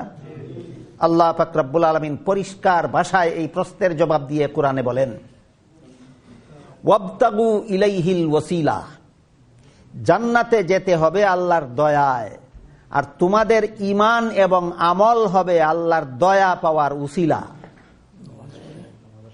নমাজের সময় গেছে, এখন যদি আপনারা কইন বাকি কথা নমাজের বাদে কইতাম তে আমি তাকমু, আর আমারে হইয়া যদি আপনারা জান গিতে আমার কোনো লস নাই। আহমাদুহু ওয়া নুসাল্লি আলা রাসূলিহিল কারীম, আম্মা বাদ।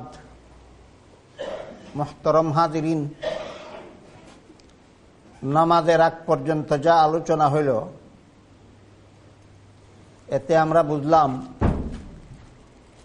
আল্লাহ পাক রব্বুল আলামিন কোনোদিন কারো সাথে বিন্দু মাত্র অবিচার করেন না। এমন ধারণা যদি কেউ রাখে যে আল্লাহ কারো সাথে কোনোদিন সামান্য একটু অবিচার করেছেন বা করবেন, তাহলে সে সাথে সাথে কাফের হয়ে যাবে। কারণ আল্লাহ কোরআনে বারবার বলেছেন আল্লাহ কখনো কারোর সাথে অবিচার করেন না। দ্বিতীয় কথা বুঝলাম, আল্লাহ যদি কারো সাথে সুবিচার করেন বলতে পারেন তাহলে কি হবে? ধ্বংস হয়ে যাবে। অবিচার তো করেনই না, সুবিচার যদি করেন তাহলে তার রক্ষা নাই, সে ধ্বংস হয়ে যাবে। কাজে আমাদের মুক্তির একমাত্র পথ অবিচারও নয়, সুবিচারও নয়। আমাদের নাজাতের একমাত্র পথ আল্লাহর দয়া। আমাদের নাজাতের একমাত্র পথ আল্লাহর দয়া। তাহলে আর নেক আমলের দরকার কি?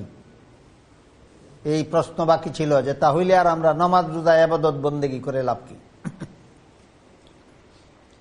আল্লাহ পাক রব্বুল আলামিন পরিষ্কার ভাষায় কোরআনের আয়াতে বলেন, ওয়াবতাগু ইলাইহিল ওয়াসিলা, তোমাদের ইবাদত বন্দেগীটা হবে আল্লাহর দয়া পাওয়ার উসিলা।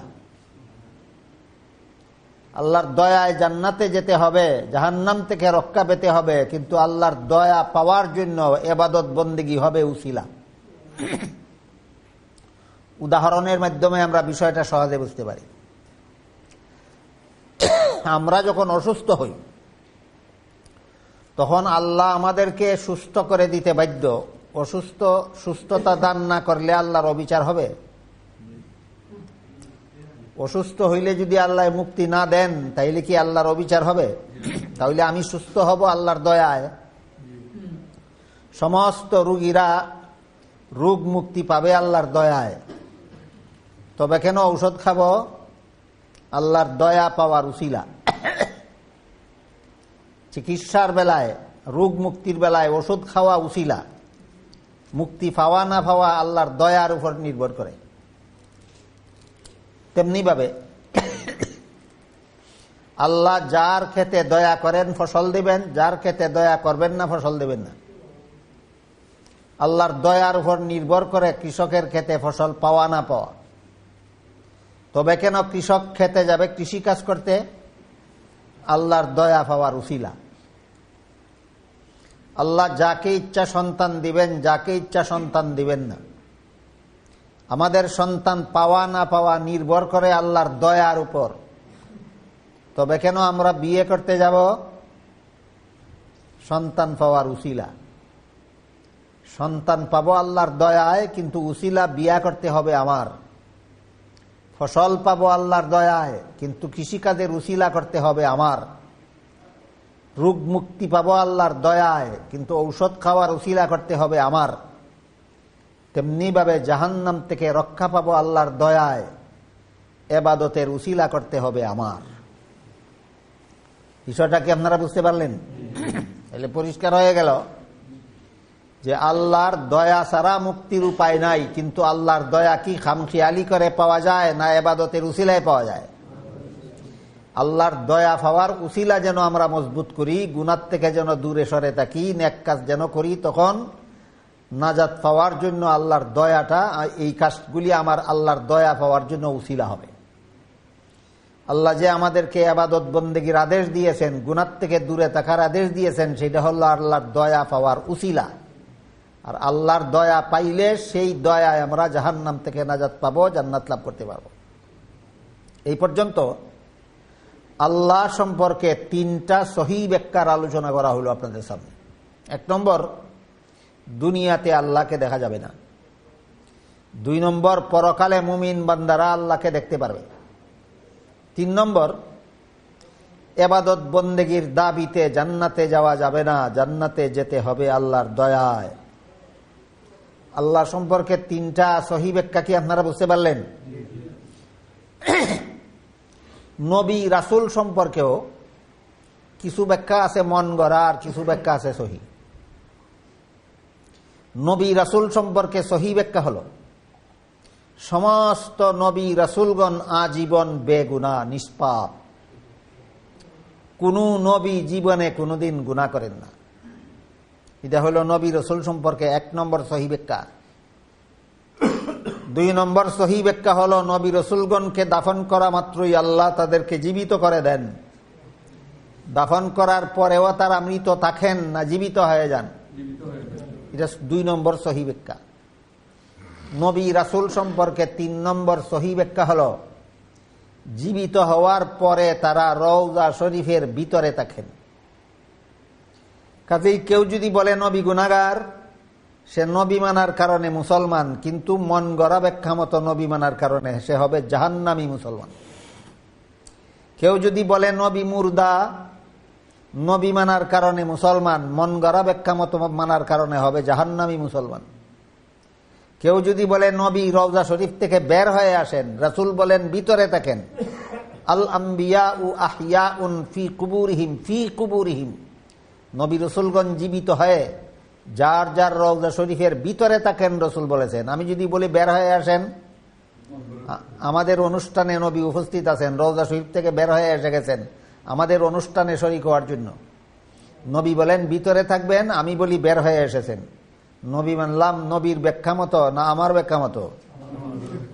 নবী মানার কারণে মুসলমান, আর মন গড়া ব্যাখ্যার কারণে জাহান্নামী মুসলমান। নবী রসুলগণ আজীবন বেগুনাহ, এটা তাদের ব্যাপারে 1 নম্বর সহি ব্যাখ্যা। কোন নবী জীবনে কোনোদিন গুনাহ করেন না। আমাদের বর্তমান সমাজে এমন মুসলমানের অভাব নাই যারা নবীকে গুনাহগার সাব্যস্ত করার জন্য খালি দলিল সংগ্রহ করে। কি করে? খালি দলিল জোগাড় করে। 72 দল জাহান্নামী মুসলমান বাতিল। একটা দলও বলে না যে কোরআন হাদিসে আমার দলিল নাই। সবগুলি জাহান্নামী বাতিল মুসলমানই বলে কোরআন হাদিসে আমাদের দলিল আছে। এই জন্য কোরআন হাদিসের দলিল তোমার মন গড়া মতে দিলে হবে না। যে দলিলের পক্ষে সাহাবায়ে কেরামের সাপোর্ট পাওয়া যায়, যে দলিলের পক্ষে নবীর সুন্নতের সাপোর্ট পাওয়া যায়, সেই দলিল হবে সহি দলিল।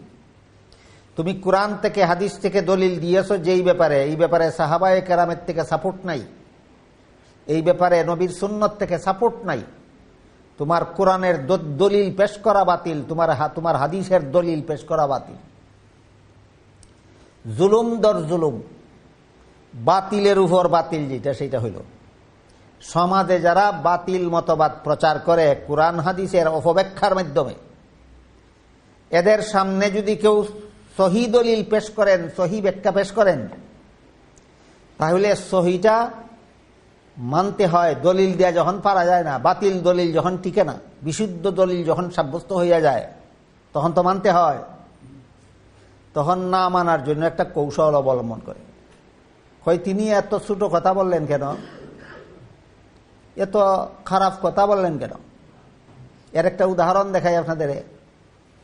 আল্লাহ পাক রব্বুল আলামিন মূর্তি পূজা যে বাতিল, এটা প্রমাণ করার জন্য পবিত্র কোরআনের এক আয়াতে বলেন, যারা মূর্তি পূজা করো তারা সবাই মনোযোগে শোনো, সারা দুনিয়ার সমস্ত মূর্তিরা সম্মিলিতভাবে একটা মাসিও বানাইতে পারবে না। আপনারা কি বলেন? সারা দুনিয়ার সমস্ত মূর্তিরা একটা মাসি বানাইতে পারবে? যে পূজা করে হেও ভারে না বানাইতো, যার পূজা করে হেও ভারে না বানাইতো। ঘটনার বিবরণ দিয়ে আল্লাহ বলেন, দাউফাত আলিবু আল মাতলুব, বন্দা যেমন দুর্বল এদের খুদা তেমন দুর্বল। বন্দা কেমন দুর্বল, একটা মাসিও বানাইতে পারে না। খুদাও এমনই দুর্বল, একটা মাসিও বানাইতে পারে না। একটা সাধারণ মাসি তুমি বানাইতে পারো না, তোমার খুদাও বানাইতে পারে না। এমন অপদার্থটাকে খুদা মানো কোন বিবেকে? এটা ছিল আল্লাহর কথা। মুনাফিকের দল প্রতিবাদ শুরু করলো, মাসির মতো একটা নিকৃষ্ট জন্তুর আলোচনা আল্লাহ কোরআনে করলেন কেন?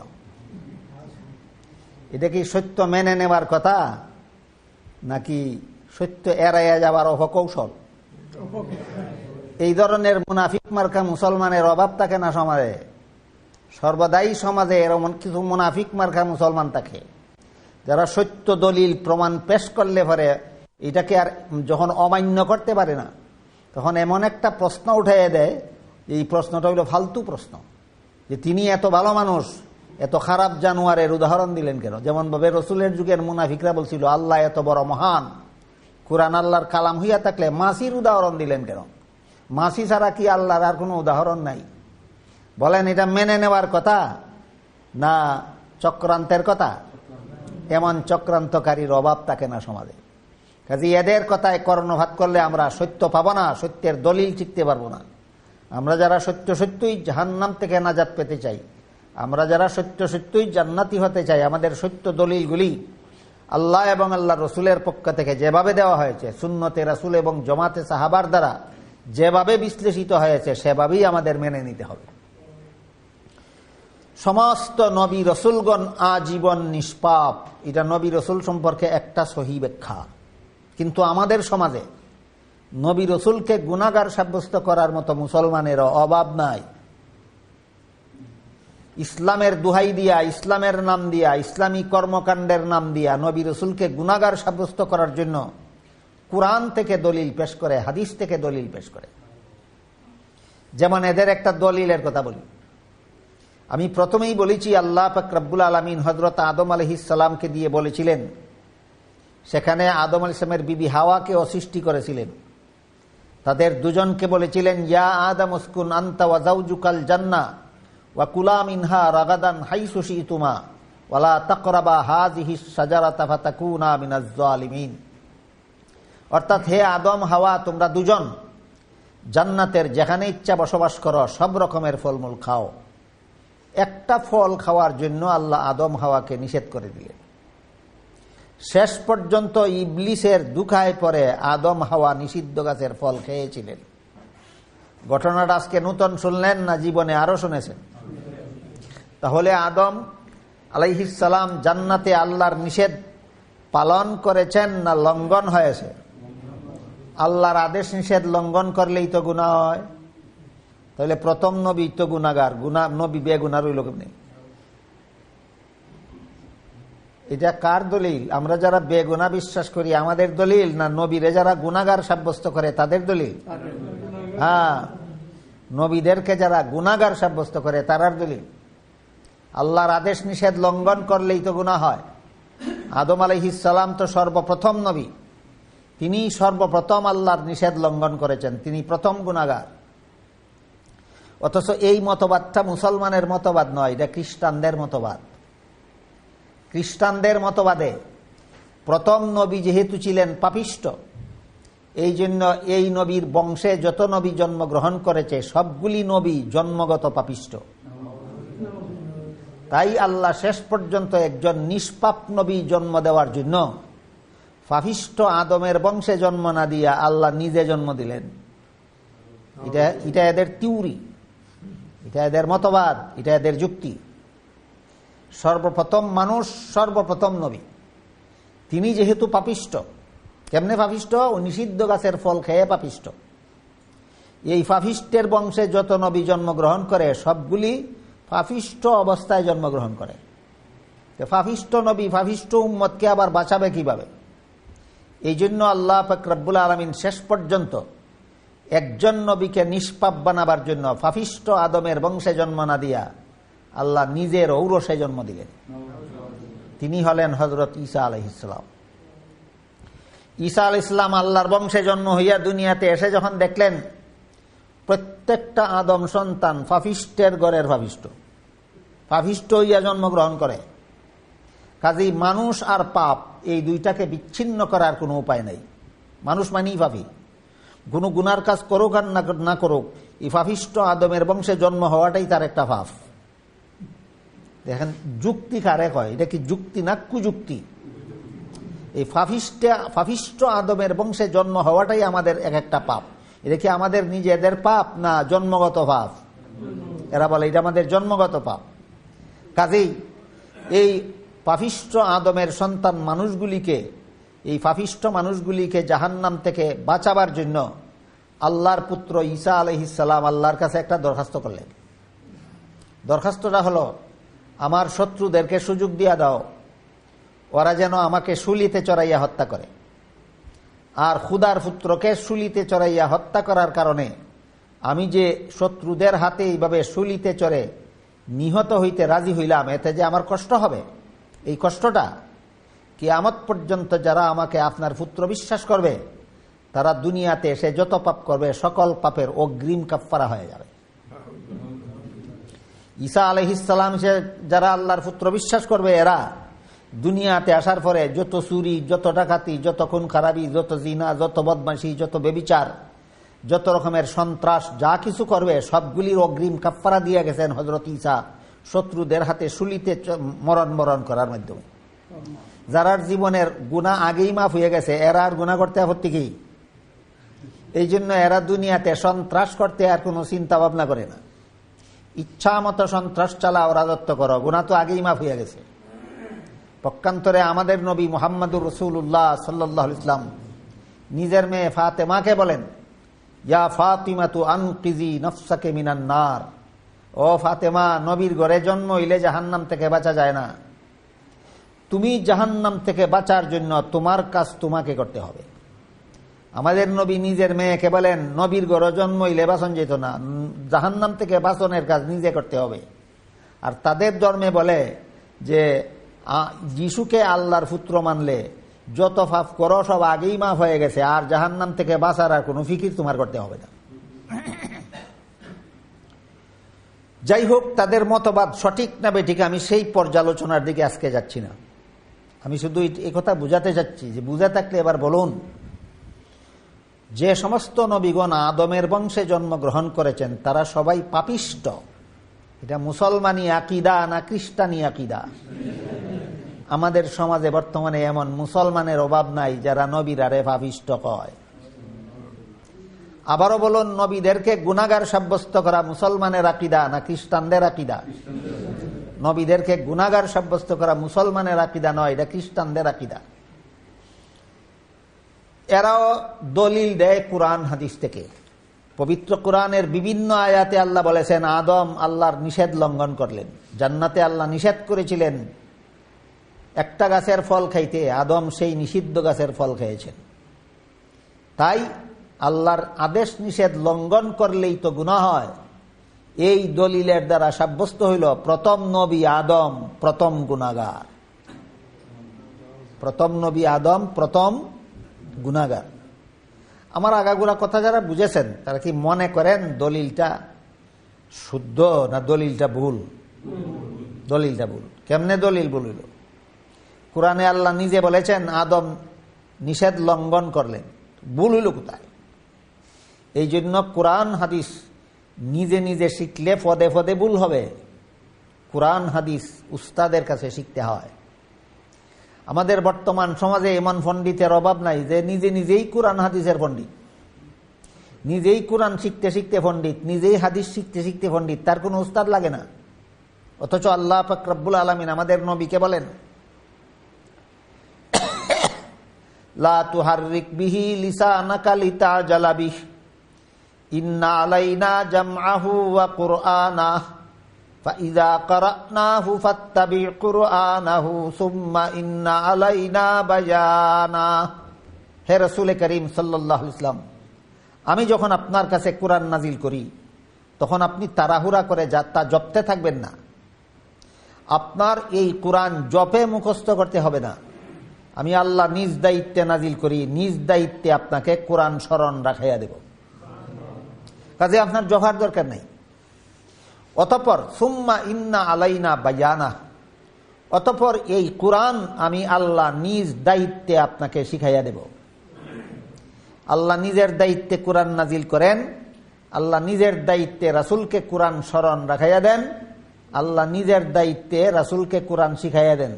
যে রাসূলের কাছে কুরআন নাজিল হইল সেই রাসূলকে যদি আল্লাহ উস্তাদ হইয়া কুরআন শিখাইতে হইল, কোন পণ্ডিতে উস্তাদ ছাড়া কুরআন শিখতে পারবে?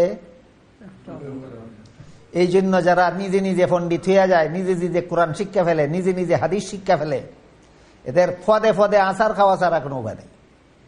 এদের উদাহরণ হইল ওই লোক, ওই ডাক্তারের মতো যে মেডিকেল কলেজে পড়ে না, যে কোনো পাশ করা ডাক্তারকে উস্তাদ বানায় না, লাইব্রেরি থেকে মেডিকেল কলেজের সিলেবাসভুক্ত বই কিনে নিয়ে গড় বইয়া বিয়া নিজে নিজেই পড়ে, আর বই ফিরা ফিরা নিজে নিজেই রুগী অপারেশন করে।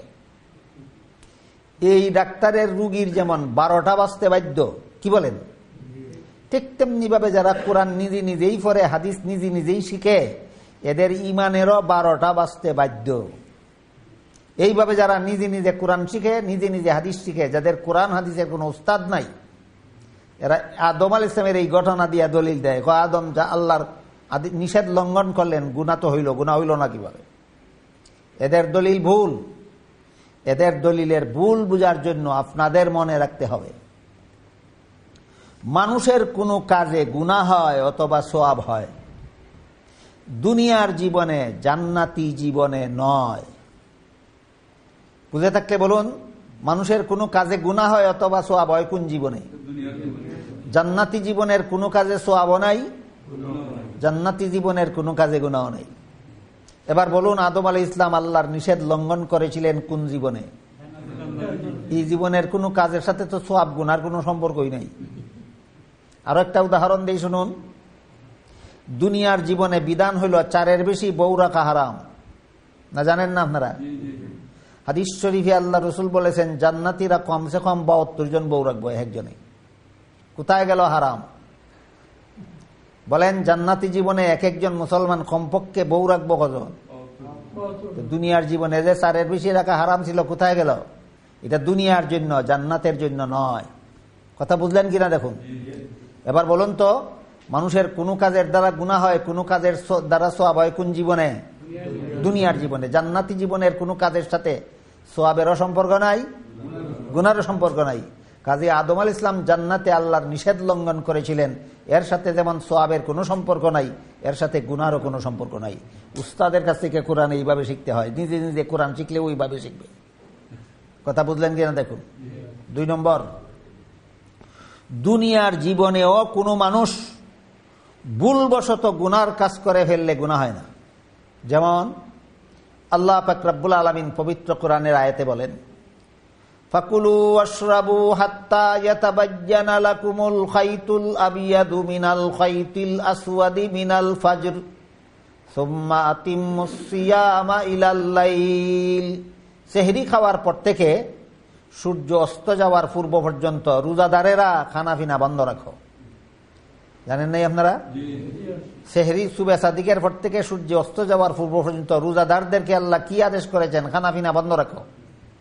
কোন রোজাদার যদি নিজের রোজার কথা ভুলে গিয়ে খানাপিনা করে ফেলে, আপনাদের জানা মতে হবে গুনাহগার। কেন? ভুলে যাওয়ার কারণে। কেন? ভুলে যাওয়ার কারণে। আদমের নিষিদ্ধ গাছের ফল খাওয়া সম্পর্কে আল্লাহ বলেন ফানাসিয়া আদম, আদম ভুলে গেল। 1 নম্বর দুনিয়াতে খাইছেন না, খাইছেন জান্নাতি জীবনে। 2 নম্বর জেনে শুনে খাইছেন না, ভুলে গেলেন। তুমি ভুলে গেলে গুনাহ হয় না, আদমে ভুলে গেলে গুনাহ হয়। তুমি তোমার কোরআন শিক্ষার উস্তাদকে শয়তান ছাড়া আর কেউ নয়। কোনো ভালো উস্তাদের কাছে কোরআন শিখেছে না শয়তানের কাছে কোরআন শিখেছে? বুঝে থাকলে এবার বলুন, আমরা আল্লাহ বিশ্বাস করে মুমিন মুসলমান হয়েছিলাম, সহিহ ব্যাখ্যা মতো বিশ্বাস করলে আহলে সুন্নাত ওয়াল জামাত হব। আমরা নবী রসুল বিশ্বাস করে মুমিন মুসলমান হয়েছিলাম, সহিহ ব্যাখ্যা মতো বিশ্বাস করলে আহলে সুন্নাত ওয়াল জামাত হব, জান্নাতি মুসলমান হব। নবী রসুল সম্পর্কে 1 নম্বর সহিহ ব্যাখ্যা কি?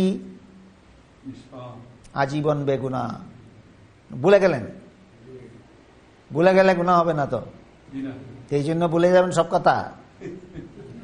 নবী রসুলগণ সম্পর্কে 1 নম্বর সহিহ ব্যাখ্যা হলো তারা আজীবন বেগুনাহ। কোন নবী জীবনে কোনোদিন গুনাহ করেননি। আদম আলাইহিস সালামের ঘটনা দিয়া যে দলিল দিল, দলিল সহিহ না গলত? এইভাবে যে কোন নবীর জীবনের অনেক ঘটনা এমন আছে, আপনি মন গড়া ব্যাখ্যা করলে নবীকে গুনাহগার সাজাতে পারবেন। সহিহ ব্যাখ্যার দ্বারা কোন নবী গুনাহগার সাব্যস্ত হয় না। এটা হইল নবী রসুলগণ সম্পর্কে 1 নম্বর সহিহ ব্যাখ্যা। নবী রসুলগণ সম্পর্কে 2 নম্বর সহিহ ব্যাখ্যা হলো তারা দাফন করা মাত্র জীবিত।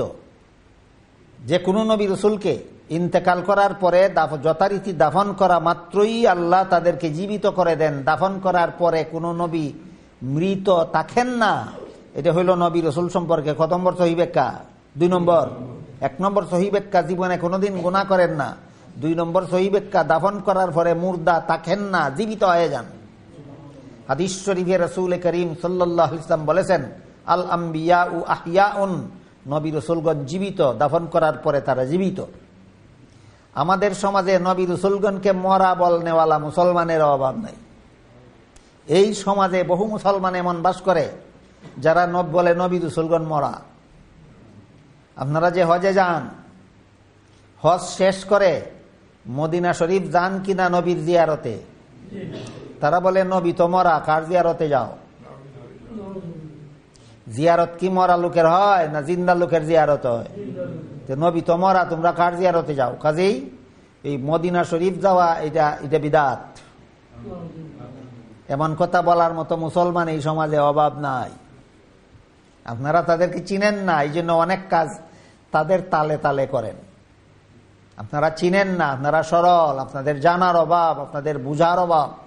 আপনারা সরল মানে এই সমাজে অনেক ধর্মীয় কাজ তাদের তালে তালে করেন, না জানার কারণে, না চিনার কারণে, না বুঝার কারণে। ও তারা বলে ওই তারাও দলিল দেয় কোরআনে, ইন্নাকা মাইয়িতুন, নিশ্চয়ই আপনি মরণশীল। আল্লাহ পাক রব্বুল আলামিন পবিত্র কোরআনের এক আয়াতে আমার নবীকে, আমাদের নবীকে সম্বোধন করে বলেন ইন্নাকা মাইয়িতুন। ইন্না অর্থ নিশ্চয়ই, কা অর্থ আপনি, মাইয়িতুন অর্থ মরণশীল, মরণ আছে। আমরা কি বলি নবীর মরণ নাই? জিন্দা নবী দাফন করা হয়েছে না মরণের পরে? এই মরণের কথা কইছেন আল্লাহ কোরআনে, ইটারে না লাগাই দিছে দাফন করার পরে মরণ। বলেন আল্লাহ নবীকে মরণের কথা বলছেন দাফনের পরের মরণের কথা না দাফনের আগে মরণের কথা? আর হাদিস শরীফে যে নবী জিন্দা বলেছেন এটা দাফনের আগেরটা না পরেরটা? কোরআনে বলেছেন দাফন, আল্লাহ বলেছেন দাফনের আগে, আগে বলেছেন মরণ আছে, আর নবী হাদিসে বলেছেন দাফনের পরে আর মরণ নাই। ওই আগেরটা পরে লাগাই দেয়, পরেরটা আগে লাগাই দেয়, এটাই আর কাম। এইরকম বেজাল করা ছাড়া এরার জীবনে আর কোনো কাজ নাই। আপনারা কি পার্থক্যটা বুঝতে পারলেন? বুঝে থাকলে বলুন, নবী, আমাদের নবীকে যে আল্লাহ কোরআনে মরণশীল বলেছেন, এটা কি দাফনের পরের কথা না দাফনের আগের কথা? আর হাদিস শরীফে যে রসুল বলেছেন নবীগণ জিন্দা, এটা কি দাফনের আগের কথা না দাফনের পরের কথা? পরেরটা আগে ফিট করে দেয় যদি, আর পরেরটা যদি আগে ফিট করে দেয়, আগেরটা পরে ফিট করে দেয়, সে সত্যিকারের মুসলমান না মুসলমান নামের বেজাল? মুসলমান নামের বেজাল। এই রকম মুসলমানের অভাব নাই আপনাদের সমাজে, যারা এই কোরআনের কথা নিয়ে, নবীর হাদিসের বিপরীতে দাফনের আগের কথা নিয়ে দাফনের পরে ফিট করে দিয়ে আপনাদেরকে ভুল বুঝায়। এদেরকে আপনারা না চিনার কারণে সরল মনে আপনারা অনেক কাজেই এদের অনুসরণ অনুকরণ করে থাকেন। এরা বর্তমান মুসলমান সমাজে যত ভ্রান্ত মতবাদ প্রচার করে বেড়াচ্ছে, এর মধ্যে একটা ভ্রান্ত মতবাদ হইল তারাবির নামাজ 20 রাকাত সুন্নত, এরা বলে 20 রাকাত বিদাত। তারাবির নামাজ 8 রাকাত নয়, 8 রাকাত এটা তাহাজ্জুদের নামাজ। বলুন তারাবি আর তাহাজ্জুদ এক কথা না দুই কথা? তাহাজ্জুদের নামাজ 8 রাকাত, এটা রসুল, তাহাজ্জুদের নামাজ 8 রাকাত, এটা রসুল সাল্লাল্লাহু আলাইহি ওয়াসাল্লাম ওহী পাওয়ার সাথে সাথেই আল্লাহ রসুলকে হুকুম দিয়েছেন, ওয়ামিনাল লাইলি ফাতাহাজ্জাদ বিহি নাফিলাতাল লাকা আসা আন ইয়াবআসাকা রাব্বুকা মাকামাম মাহমুদা। হিজরতের 13 বছর আগেই আল্লাহ আমাদের নবীকে তাহাজ্জুদ নামাজ পড়ার আদেশ করেছেন। আর ওহী পাওয়ার পরে আরো 13 বছর মক্কা শরীফে রইছেন। 13 বছর পরে হিজরত করে মদিনা শরীফ গেছেন। মদিনা শরীফ গিয়া আরো 1 বছর রইছেন। এরপরে রমজান মাসের রোজা ফরজ হইছে। তারপরে আল্লাহ রসুল বলেন তারাবির নামাজও আমি রসুল তোমাদের জন্য সুন্নত করলাম। বলুন তাহাজ্জুদ কবে থেকে শুরু হইল আর তারাবি কবে থেকে শুরু হইল? 14 বছর আগের থেকে নবী তাহাজ্জুদ পড়া শুরু করেছিলেন, 14 বছর পরের থেকে মাত্র তারাবির নামাজ শুরু হইল। একই নামাজ না ভিন্ন ভিন্ন? ভিন্ন ভিন্ন। হাদিস শরীফে উল্লেখ আছে রসুল করিম সাল্লাল্লাহু আলাইহি ওয়াসাল্লাম রাতের নামাজ বিতির সহ 11 রাকাত পড়তেন। এটা বুখারী শরীফের হাদিস। হযরত আয়েশা রাদিয়াল্লাহু তাআলা আনহা বলেন রসুল করিম সাল্লাল্লাহু আলাইহি ওয়াসাল্লাম রমজানেও রমজান ছাড়াও বিতির সহ 11 রাকাতের বেশি পড়েননি। তাহলে রমজানেও রমজান ছাড়াও বিতির সহ, তাহলে বিতিরের 3 রাকাত বাদ দিলে আর ক রাকাত বাকি থাকে? এই 8 রাকাত নামাজ বুখারী শরীফের হাদিস। নবীর বিবি আয়েশা বলেন এই 8 রাকাত নামাজ রসুল রমজান ছাড়াও পড়তেন, রমজানের ভিতরেও পড়তেন। বলুন যেই নামাজটা রমজানের ভিতরে বাইরে সব সময় পড়া যায় এটার নাম কি? আরেক হাদিসে উল্লেখ আছে রসুল করিম সাল্লাল্লাহু আলাইহি ওয়াসাল্লাম বিতির সহ 23 রাকাত পড়তেন। এবার 3 রাকাত বাদ দিলে ক রাকাত থাকে? এই হাদিসে উল্লেখ আছে এই 20 রাকাত শুধু রমজানে পড়তেন, শুধু রমজানে। 8 রাকাত 12 মাস, 20 রাকাত শুধু রমজানে। 8 রাকাত 12 মাস, 20 রাকাত শুধু রমজানে। 20 রাকাতের হাদিসটা বলেই না। 8 রাকাত যেটা তারাবির হাদিস নয়, তাহাজ্জুদের হাদিস, সেইটা বলে আপনাদেরকে তারাবি নামে দুঃখা দেয়। এই ভ্রান্ত মতবাদীরা কয় নবী মরা। তোমরা হজে গিয়া মদিনায় মরা নবীর কাছে কেন যাও? বুঝে থাকলে বলুন এরা আপনাকে কি বলে আর এরা কি মনে করে? এদের আকীদা আর আপনাদের আকীদা একরকম না? আকাশ পাতাল ব্যবধান। এদের আমলে আর আপনাদের আমলে কি সমান না? আকাশ পাতাল ব্যবধান, আকাশ পাতাল ব্যবধান। আপনাদের আকীদা মতে তারাবির নামাজ 20 রাকাত সুন্নত, 8 রাকাতের এটা তারাবি নয়, এটা তাহাজ্জুদ। 20 রাকাতের হাদিস বলে জয়ীফ। আমি যে কয় 20 রাকাতের হাদিস জয়ীফ, আমি কই হে হাদিসও চিনে না, জয়ীফও চিনে না। হে হাদিসও চিনে না, জয়ীফও চিনে না। কোন উস্তাদের কাছে হাদিস শিখছ? আগে উস্তাদের নাম তোর উস্তাদের জায়গায় মু হাদিস কই করছি। সহি হাদিসের দ্বারা 20 রাকাত তারাবি প্রমাণিত। বলুন আপনারা কি হাদিসের দ্বারা? সহি হাদিসের দ্বারা, একটা দুইটা না, একাধিক সহি হাদিসের দ্বারা তারাবির নামাজ 20 রাকাত প্রমাণিত। আপনারা সবিস্তারে দলিল সহ জানতে চাইলে মজহাব সিরিজ নামে আমার একটা বই প্রকাশ হয়েছে, এইটা খুঁজ করে দেখতে পারেন। আরো আরো বিভিন্ন বই বাংলাদেশে এখন প্রকাশ হয়েছে, সহি হাদিসের দ্বারা 20 রাকাত তারাবি প্রমাণিত। যাই হোক, আমি বলতেছিলাম যারা তারাবি আর তাহাজ্জুদরে একাকার করে দেয়, জগা খিচুড়ি পাখায়, এরা ভ্রান্ত মতবাদী, এরা আহলে সুন্নাতুল জামাত নয়। কারণ আপনাদের আকীদা হইল নবী জিন্দা, এদের আকীদা হইল নবী মুর্দা। কাজেই তাদের আকীদা বিশ্বাস আপনাদের আকীদা বিশ্বাস এক নয়।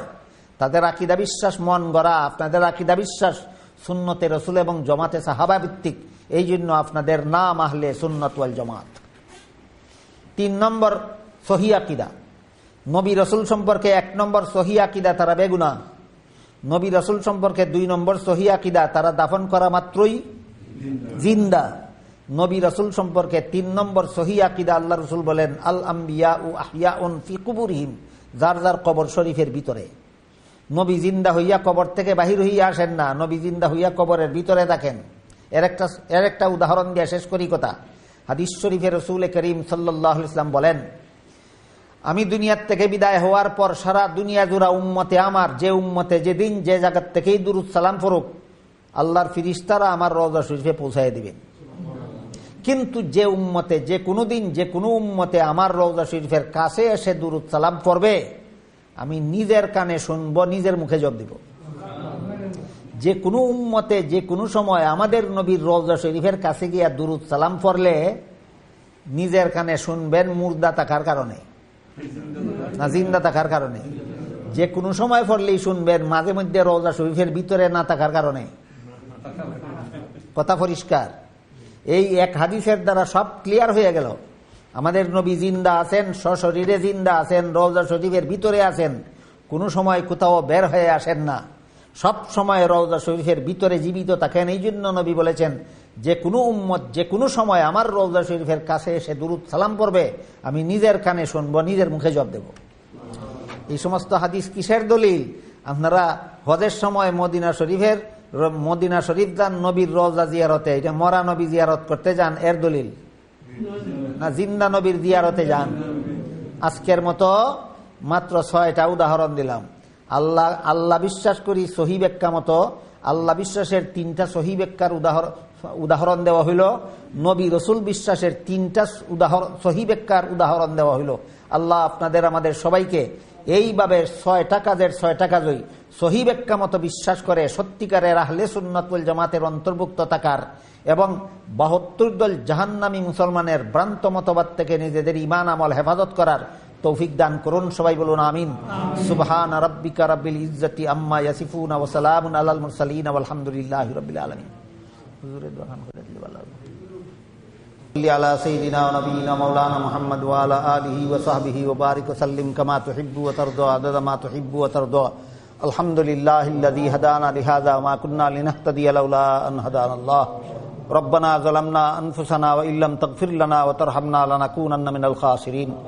ربنا آتنا في الدنيا حسنة وفي الآخرة حسنة وقنا عذاب النار. ربنا لا تزغ قلوبنا بعد إذ هديتنا وهب لنا من لدنك رحمة إنك أنت الوهاب. يا الله মুবারক জলসারে কবুল আর মঞ্জুর করো। ইয়া আল্লাহ, এখানে যা কিছু আলোচনা হইল আমাদেরকে বুঝার এবং আমল করার তৌফিক দান করো। ইয়া আল্লাহ, এই জলসার উসিলায় আমরা জিন্দেগানরে হেদায়েত করো, সমস্ত মুমিন মুসলমান মুর্দেগানরে নাজাত দান করো। ইয়া আল্লাহ, আমার কাছে যারা যত রকমের দোয়া দরখাস্ত করছেন প্রত্যেকের নেক দুয়ারে কবুল আর মঞ্জুর করো। ইয়া আল্লাহ, যারা যত আশা নিয়ে হাত উঠাইছি প্রত্যেকের নেক বাসনারে কবুল মঞ্জুর করো। ইয়া আল্লাহ, আহলে সুন্নাতুল জামাত চিনিয়া আহলে সুন্নাতুল জামাতের অন্তর্ভুক্ত হইয়া জান্নাতি মুসলমান হওয়ার তৌফিক দান করো। ইয়া আল্লাহ, সমস্ত বাতিল দলের ভ্রান্ত মতবাদ থেকে আমাদের আমাদের ঈমান আমল হেফাজত করার তৌফিক দান করো। ইয়া আল্লাহ বাংলাদেশের বন্যা দুর্গত মানুষদেরকে তুমি গাইবি সাহায্য করো। ইয়া আল্লাহ এদের বিপদের সময় তুমি তাদের সাহায্য হইয়া যাও। ইয়া আল্লাহ তুমি তাদের সান্ত্বনা হইয়া যাও। ইয়া আল্লাহ সারা দুনিয়ার সমস্ত মজলুম মুসলমানদেরকে তুমি গাইবি সাহায্য করো। ইয়া আল্লাহ জালিম সন্ত্রাসীদের তুমি হেদায়েত করো। যে সমস্ত জালিম সন্ত্রাসীদের কপালে হেদায়েত নাই, ইয়া আল্লাহ তাদেরকে তোমার কুদরতি হাতে দমন করে তোমার অসহায় বান্দাবান্দীদেরকে তুমি রক্ষা করো। ইয়া আল্লাহ যে সমস্ত উলামায়ে কেরাম বুজুর্গানে দিন মুমিন মুসলমান দুনিয়ার থেকে বিদায় হইয়া গেছেন, ইয়া আল্লাহ তাদের কবরকে বেহেশতের বাগান বানায়া দাও। ইয়া আল্লাহ যে সমস্ত উলামায়ে কেরাম বুজুর্গানে দিন মুমিন মুসলমান দুনিয়াতে বাঁচিয়ে আছেন, ইয়া আল্লাহ তাদেরকে হায়াতে তয়্যিবা দান করিয়া দাও। ইয়া আল্লাহ আমাদের সমস্ত বেমারীদেরকে আরোগ্য দান করো। ইয়া আল্লাহ আমাদের সমস্ত অভাবগ্রস্তদের অভাব দূর করে দাও। ইয়া আল্লাহ সমস্ত ঋণগ্রস্তদের ঋণ পরিশোধ করার তৌফিক দান করো। ইয়া আল্লাহ সমস্ত দুঃখীদের দুঃখ দূর করে দাও। ইয়া আল্লাহ সমস্ত চিন্তাগ্রস্তদের চিন্তা দূর করিয়া দাও। ইয়া আল্লাহ সমস্ত সমস্যাওয়ালাদের সমস্যার সমাধান করিয়া দাও।